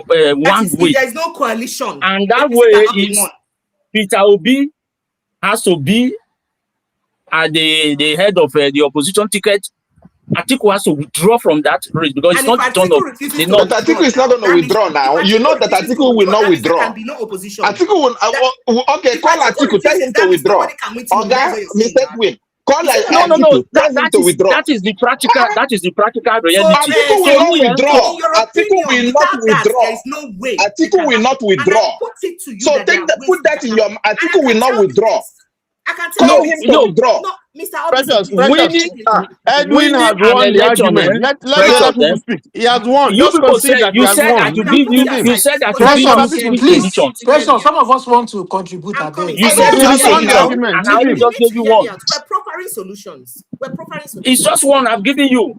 Okay, I said Atiku is a spoiler. This is not I've been saying that. That one is still the same. Atiku is a spoiler. If Atiku don't leave that race, he's going to I only have. Atiku has to leave. The problem I have with you, that's why it looks as if people are attacking you, because the same thing you've been saying is just the only thing you've said. That means you're not creating any other solution, and that's not fair. Look, if you when I said anyway, you were not. I was not on your platform when I said in 2023 that unless I'll have to leave your side. Please. I spoke about what happened in 2023. I said there is no way we will beat that APC. Please, with all due respect. You said that to give you one solution. I'm giving you one, and you are shutting me down. No. I'm giving you one. The only solution, the only way out is that and I'm sorry, we can't go ahead with this. I'm so sorry. Please bring him back. Please. Keep doing the same thing. You cannot keep telling me it is only your own way that is the only way. It is not possible. I can give you 3 different solutions on how we can win elections in Nigeria. And it's very unfair on Nigerians that you think that the only way it can happen is for Atiku to step down. He doesn't owe anybody to step down for him. He doesn't owe anybody that. And we can't be doing that to ourselves. What you are doing is very discouraging to Nigerians. And that's exactly what I said that you're feeling bad. Don't worry. You're Please, right. Let's stop doing this thing we're doing. You're talking to Nigerians at a time when it is very critical. Do you know what Nigerians are going through? Are you telling me that Nigerians are not suffering enough that they should be able to take their destiny into their own hands? If your children cannot come back from UK to fight for the only country they can truly call their own, if UK decides to say that they're not their citizens tomorrow, you think that Nigerians are not suffering enough to come and do something? Madam Precious, enough. Can you unfair, bring him back?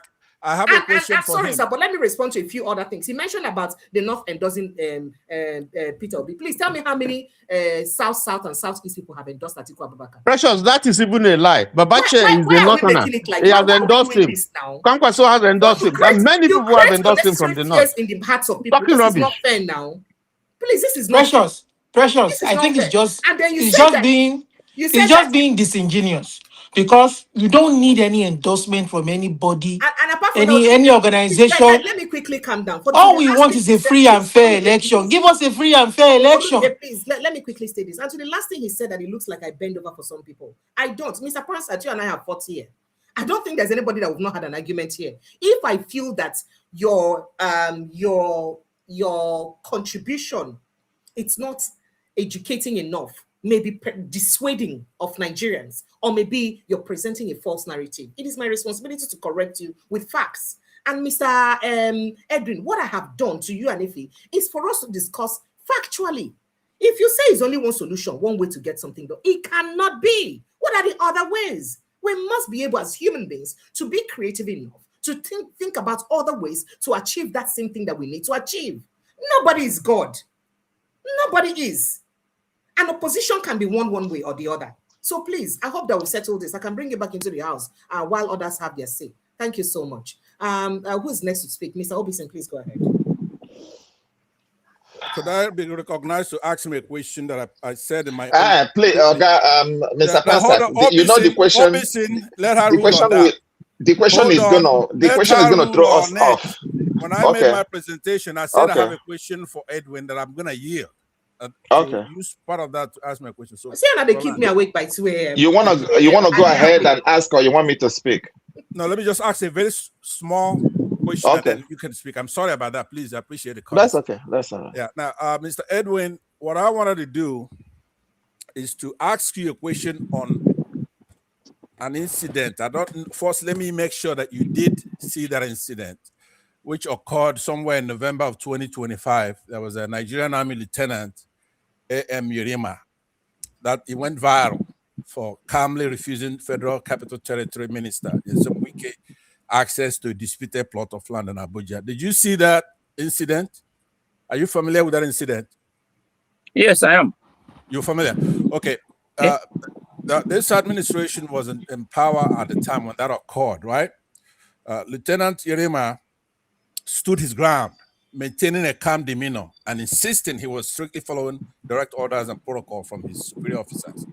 So this administration, when we got into that plot of land, initially the FTC, what is it, Federal Territory, or whatever, capital FCT administration had gone there first, and this guy chased them away, and they went and brought their boss, which was Wiki. And did you see how he humiliated and took control and obeyed the rightful orders? And this administration couldn't do anything. Could you tell me why that was successful? If you have millions of Nigerians now do the same thing, not just one individual, can you then tell me why that wouldn't work?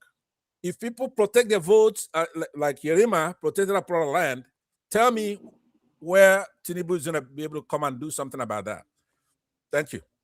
Thank you. Thank you, Mr. Pansa. The truth is that people do not know that your politicians are afraid of seeing 1 million people stand up, march to the streets. You know, the biggest problem and that is why they leverage on the division of Nigerians. Once we're divided along ethnic and tribal lines, and we cannot come out together to protest or to say that we don't want something, it makes them very happy because they're doing what they're doing. Once Nigeria speaking one voice is dangerous for politicians, and Nigerians can, yes, they will bring counter protesters and bege good day, but Nigerians can't stand their ground on what they want. It's been proven, and it can happen. Even without it proven, there's always a first time for everything. Go ahead, please, Mr. Obison. All right, thank you. Blessings, everyone, and I hope let us not be so agitated. But Precious, I don't know if you would take this instead of, because most of us are people of few words, okay? So when we come, we speak what we want to speak, and we stop. And then I know there are people who speak, who are oratorious, and then they speak a lot. I don't know if you will maybe start giving time, maybe minimum that first time when somebody want to speak, let them say for 10 minutes. Then they can come back again. Instead of one person staying for 30 minutes and then others are waiting, you are over there. Noted, sir. We can do 5 minutes first. That's fine. Thank you so much. You're over there. It's already almost 3, even where I am now, it's 9:40 p.m., and I don't know what time it is in Nigeria. And at least, I told you, if I don't come here, I don't like going back because many times it's too long for me. When it's 3 hours, I can't just stay listening to it. So we have to try and make it short, at least max 2 hours. So that if somebody want to go back to it, they have time to go back to it. Okay, that's on that. But I want I want to ask a question, and anybody can answer, because I don't know the answer to it. This non-release of this document from the U.S., in whose favor is it? Is it who is it gonna damn more, or in whose interest is it for America not to release this document?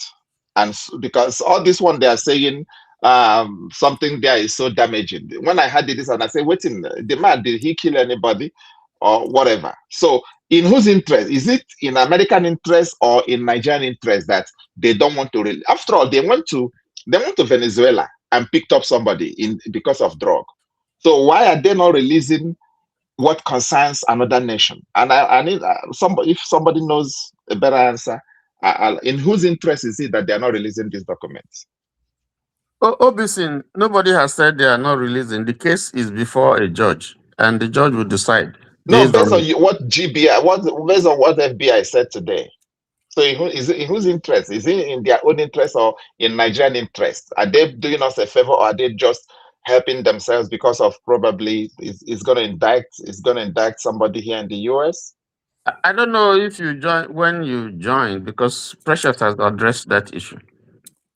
Maybe you have to when you find time you watch it again, because that issue has been addressed. Okay, all right, thanks. So, but what I want to say is, I listened to B today, in his address. I think what the campaign has started.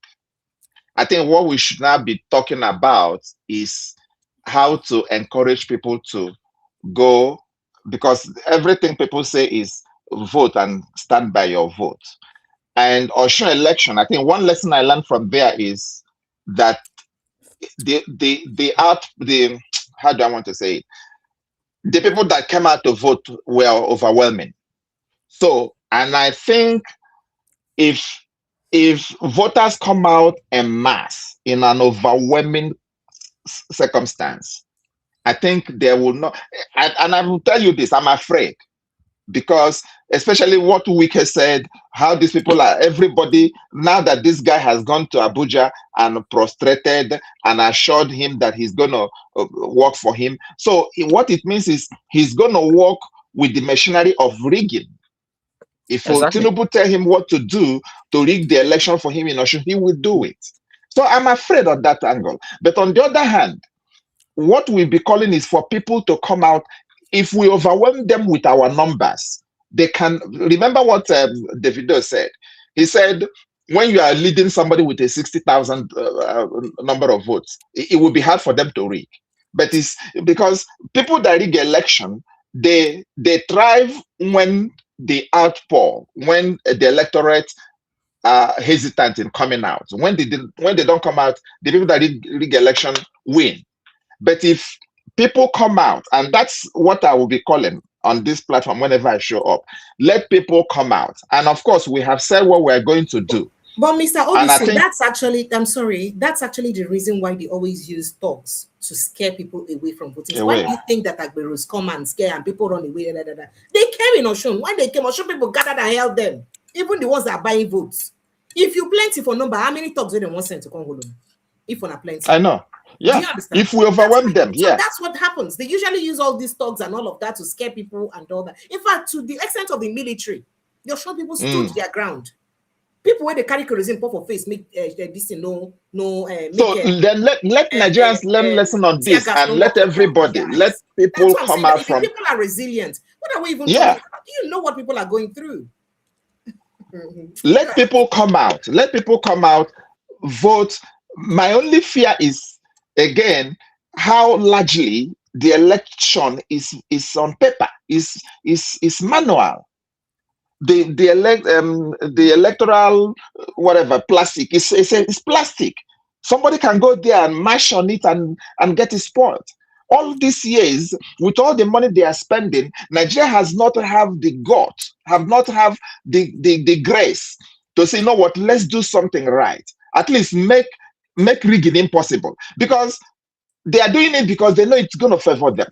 I don't understand why largely our election is still manual. People have to write something down. When you vote, they count number, they write, you go and vote, they come around before they upload. So these are those processes that will prevent people from rigging. Those are the things that they need to work on. But anyway, the election is in the next couple of months. Let us call for a mass outpouring of the electorate. And all the people that are all the OB handlers, let them start now to start talking. I know that they said in Abuja you can't billboard is 750 million. If we have to, except they're going to charge us when we put posters on the cars, whatever we have, any means that we have that we know that can enhance the exposure of Obi. Obi is not somebody that you don't need, that needs introduction in any corner of Nigeria today. So, but we need to. And brethren, people that are here, even if you are supporting the opponents, let us, call out for a mass outpouring of people to come out and vote on that very day. That's all I have for now. Thank you. Thank you so much. Mr. Lumide, please go ahead. Thank you. Lumide, are you there, please? Mr. Olumide. Yes, so all right. Go ahead, please. Thank you. Yeah, my respect. I'll It pay is the my way you respect answered to me, yes, so for me. Go ahead, please. yeah, my respect to Precious, the moderator, and to my fellow panelists on here. I just want to say that I want to quickly mention the Oshun election. I mean, I understand people's fears that after everything that Adeleke went through, they didn't expect him to go and pay homage to Tinubu.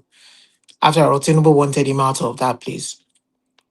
But I just want to say that from the way I look at it, looking at it objectively, from an outsider and a non-partisan, I think it's just all politics at this point in time. And he has already before the elections, this guy, when they had the governorship debates of all the candidates of all the parties, he spoke out his fears that he has been hampered in doing so much more for the people because of the fact that the federal government is owing on to some of the funds that was accrued to the local governments.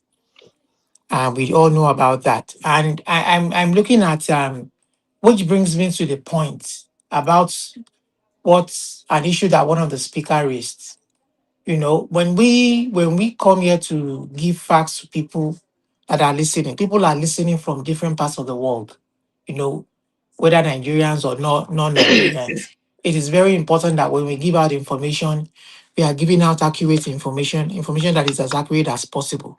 We don't give information based on hearsay or based on rumors, or you quote people that are not credible. You understand? You don't quote people that are not credible and expect the whole world to believe people. You are quoting the last time you quoted someone like Babachi Alawa, this time around you are quoting somebody like Festus Kiyamo. And then you don't remember that when you give submission, when you are not consistent, there are people who are very, very, very very particular. You know, they're able to find it in your commentary, especially when you contradict yourself. You understand? When you make earlier submissions on some other day and say that Adeleke will not win the election, they will rig him out. And then you come back again, you say, oh, they did a deal. They did a deal. And that was because of the deal. The victory is Pyrrhic. They did a deal. You know, we are just all over the place. What exactly should we believe? You understand? And how does the governors who came in to support their fellow candidates in the APC spending between, we had some are saying 40 billion, some are saying 60, some are saying 110 billion naira, you know, support the evidence that it was an arranged election. Are you saying that your shoe people that protected their vote, that we all saw on camera, protested against the police and the army not wanting them to exercise their franchise freely was all planned. You know, when you make such statements, you need to be very, very careful. The people that died during the election, you are the one saying the people that died, that Adeleke did not respect enough of, and you are saying that it was planned. You understand? So it's just, I mean, I want to read a piece from one of a popular columnists, and the name of that columnist is um, Azu Ishie Kwene. I'm sure Precious will know him. He's a popular columnist on Sahara Reporters and some other daily papers. Azu Ishie Kwene is a Southeastern journalist. He's a well Ishekwene. fine Ishi Ishie Kwene. Ekwene. Yeah. Yeah, Ishie Kwene. He's a fine journalist. And I'm just going to pick some pieces of what he wrote here. Um, so Adeleke in Tinubu's corner. Why does Adeleke insist on supporting Tinubu despite opposition by many of his supporters, including his nephew Davido, who signed the governor's raw deal at the hands of the ADC? It is a matter of strategic loyalty. Osun has 12 seats in the National Assembly, out of which the Accord Party currently controls 7. If Adeleke were to defect to the APC now, it would be risking his advantage.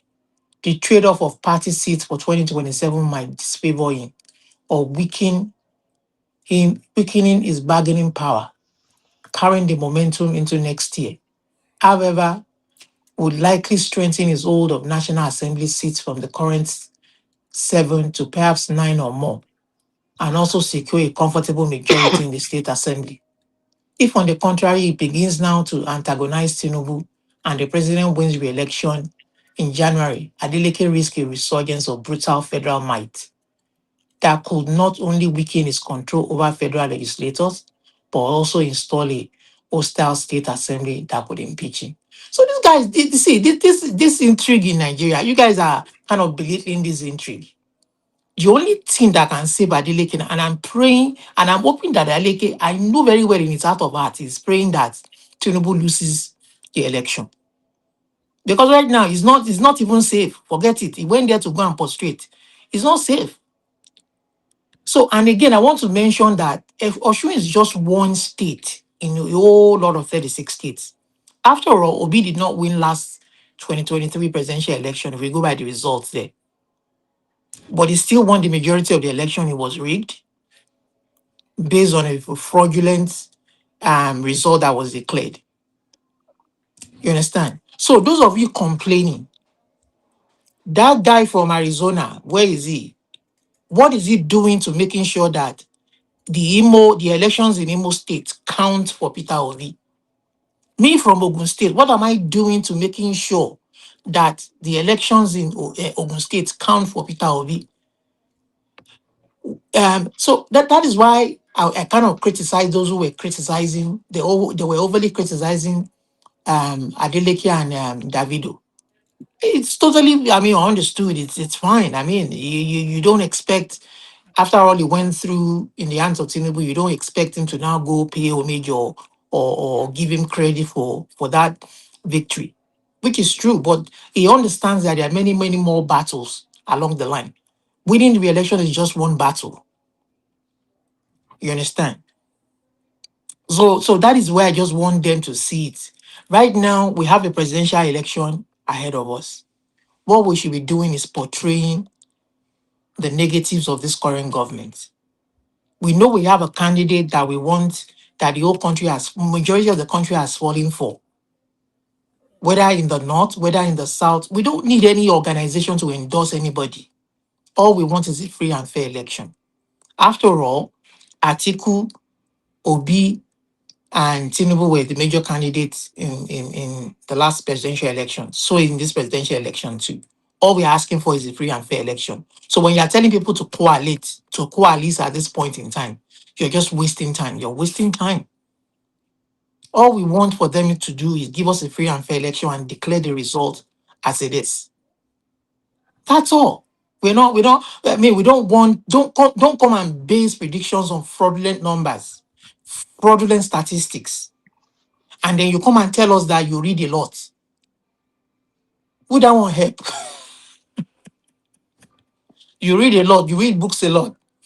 You understand? I'm sorry if I cast Please aspersion. express your opinion and Olumide, keep let's Okay, Precious, okay, I will, I will, precious. let's not. I will, I will, Yeah, I will, I precious. You will. can see the direct something I was talking about the other time. You can see the way this gentleman is talking now. I wouldn't. I'm still Mr. respecting Edwin, him if you'll be fair and to calling me, him you a know that gentleman. But you people can see the think rubbish that he's I talking now. constantly call them to order. I never allow anybody insult people. But you can see this man now. I don't even know who he is. You can see what he's Apologies, talking about now. Did apologies. So I what sense insult has he him? made? Did I insult him? I didn't No, insult you what now. sense? The I contribution said he has don't. made now, what sense has he made to anyone? I said don't quote fraudulent numbers. Don't quote So fraudulent statistics. what sort of fraudulent? Don't quote. You just open your mouth because you want to talk. Is Keyamo a This is not credible the first person? time.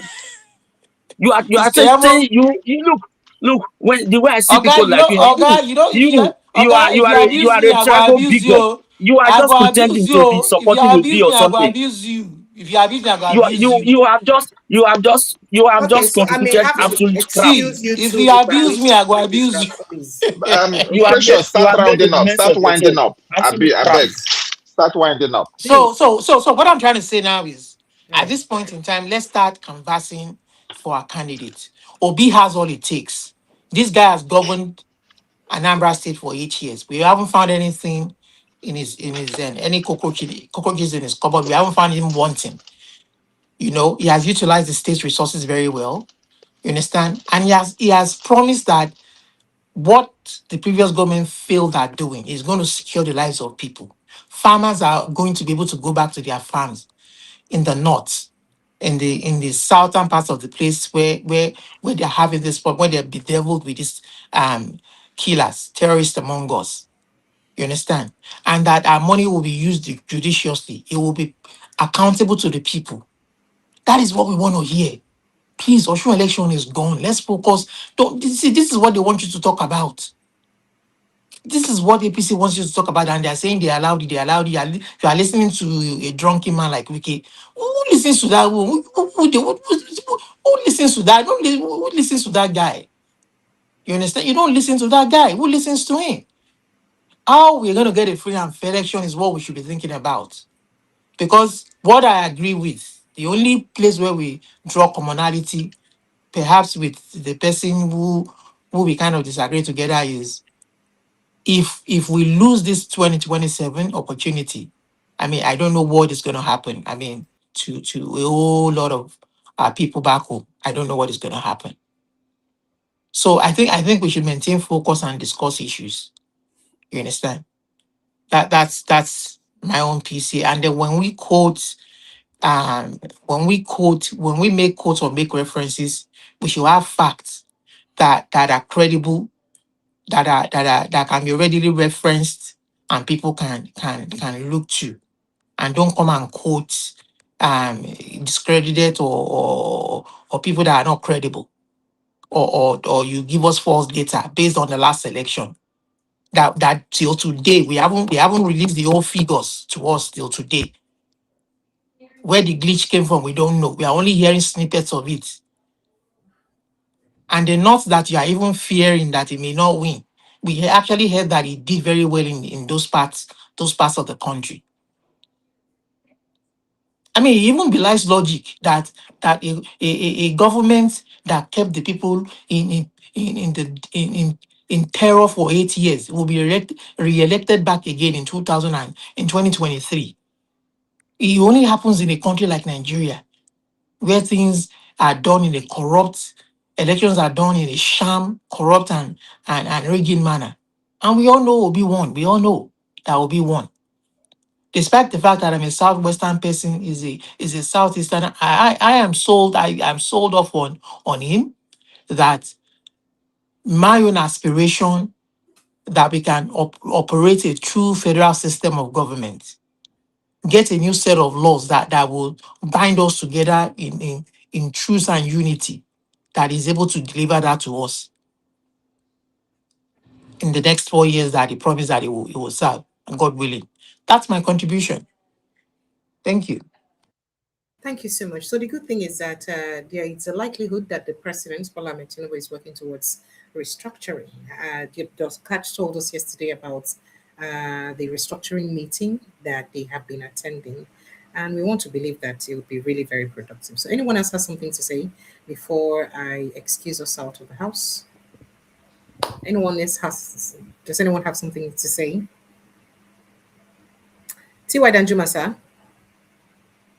No, I just want to maybe correct the impression given that Obi hasn't gotten an endorsement from major um, uh, leaders, political leaders, or whatever in the north. I don't think that is correct. Um, Bitrus Pogu is the chairman of Middle Belt Forum. He's supposed to be. He leads a forum. Maybe you can say because he is the vice presidential candidate. You cannot, talking about leaders in the north, not mention Kwankwaso. Kwankwaso is a political leader from the north, a leader of a party, a leader of, you know, hundreds, if not millions of people. A movement. Yeah, movement, solid movement. You can't dismiss him. So he is one person. If you say that, then you are saying then that's an obvious mistake because Kwankwaso is a leader in the north with mass following. I talked about Babachelawa. If you like, you may not like him or so on. That was a former APC member and SGF in his own right. He's a Northern leader. He's a member of Northern Elders Council, and there are many others. You're not talking about the person who is the chairman of APC, of NDC, is from the north. Are there no members in NDC who are from the north? So in any case, just like Olumide, is it Olumide that said, you don't even need anybody to endorse anybody before. It's irrelevant. In 2023, they were saying 2 men tweeting, 4 people tweeting, 4 people tweeting. At the end of the day, it ended up to be just a political talk. It doesn't mean anything. And it doesn't mean that the people who are shouting, the 32 governors who are shouting, saying they are going to vote for Tinubu, are you sure that they mean it? Can you see their heart? Are you a clairvoyant? Do you know whether they are saying that just to because they know the person who is there and they know what he likes? That if you say that to him, in head goes where he will leave you alone and you can face what you're doing. So it just doesn't mean anything. The ultimate proof is when the election comes. And so I agree with Olumide to say that there are a lot of people who are watching us, well informed than us, who know the stakes, who know these things. And then there are also people who listen and they want to learn. If we deliberately come out here, and I respect everybody's opinion, if we deliberately come out here and begin to spew all kinds of things, and even when we see superior argument or logic, we refuse to believe, and we just see things one way. This is the only way. If it's not this way, nothing else. Life is not like that. Even a coin has 2 sides. There's no such thing. Even God gave us a choice, this way or that way. You choose. So they cannot be just the answer. In history, we don't say the history. We say a history. Because there's nothing like the history. What you give is your own account. Based on where you're looking at it from. If a human being stands here and you're looking at him, maybe he's backing you. You're only seeing the back, you're not seeing the front. So your description of the person will be what you see at the back. Someone is looking at him from the side. His description of the same person is what he sees from the side. And then someone is looking at him from the front. All those things of one person will be different views. Yet they're talking about one same issue. So I think if we want to learn here, and this is not a contest of who knows better or who knows, no, we're all learning here. And if we just make it this monotonous and become very offensive, you get attacks. People are even when you're saying the truth, you're attacked. But I think it's more offensive when everybody, Dr. Katz has spoken on that issue, then is regurgitated every time the same thing. This person talks, this person talks, okay, what's your solution? And then, I don't think this whole thing is necessary. And Precious, I just want to thank you for the time that you're spending. Left for me, if it's me, I will save my saliva and headache, because look at you are staying here and then we're taking all these things. Somebody who is incorrigible is incorrigible. And I can bet you, I'm not being insultive. We'll still talk about this thing tomorrow or next tomorrow. All So right, let me close it anybody who out. is opinionated, that's you can't change it. It's an opinion that is formed. You can't change the person. Exactly. Let me And close so, it out so that Madam Precious could get some rest. yeah, thank you, Pansat. Yeah, Madam Respect. Precious, will thank you for what you do daily, and don't be upset. I did say it before, because it answers when they call your name, that nobody should mess with Madam Precious, because I tried it and it wasn't pleasant. So, but anyway, you did the right thing. You've warned him a few times, but I don't want him banned. Also, he's entitled to his opinion. He's not entitled to a platform. Don't ban him. I don't care banning him. But No. And if you notice, after that, I've never stopped anybody from coming here. I can't ban anybody from coming here. exactly. I mean, there are people who even abuse me here, and I see the abuses, but I can't block them. What others even mention in the comment section, block this person's blog. I can't do that. Exactly. So, Let me close it my out by only saying, question is that I have the responsibility, one, to challenge your argument, if as a journalist I know otherwise, and which is what I do, because he can't tell me that there's only one way that leads to the market. Like I said, there must be other ways. And then when you bring an argument that is untrue, the other day CJ and I were here, he made this, that is, I proved him right. We argued it out. So we must always be able to open to correction. And if I do something that is wrong too, I'm never afraid to own to it and then apologize to this life. Be very small now. exactly. Well, thank you again. Like I said, I do, for those who cite, that's only one point that he has, which is that a candidate should be popular both in the north and the south. It applies to every candidate, including Tinubu himself. So I don't know what he's talking about. Tinubu has to win in the south. Let's say we look at it from the prism that's most favorable to his argument, that Tinubu is going to win the entire north, where Obi is not popular. Well, even if we give him that, doesn't have to win in the south too. I would refer him to the contest between Goodluck Jonathan of the PDP against Muhammad Buhari in 2011. So Jonathan won with 22 million votes, 58%, 23 states. Buhari, who was with the CPC then, got only 12 million votes, 31%. And they won the major northern Muslim majority states like Kano, Katsina, and Bauchi, but he still lost by almost double, by a wide margin. Rabadu got the ACN 5.4%, and the Shakarov NPP got a little bit. So the argument doesn't hold water. I posed a question to him, though, about standing up.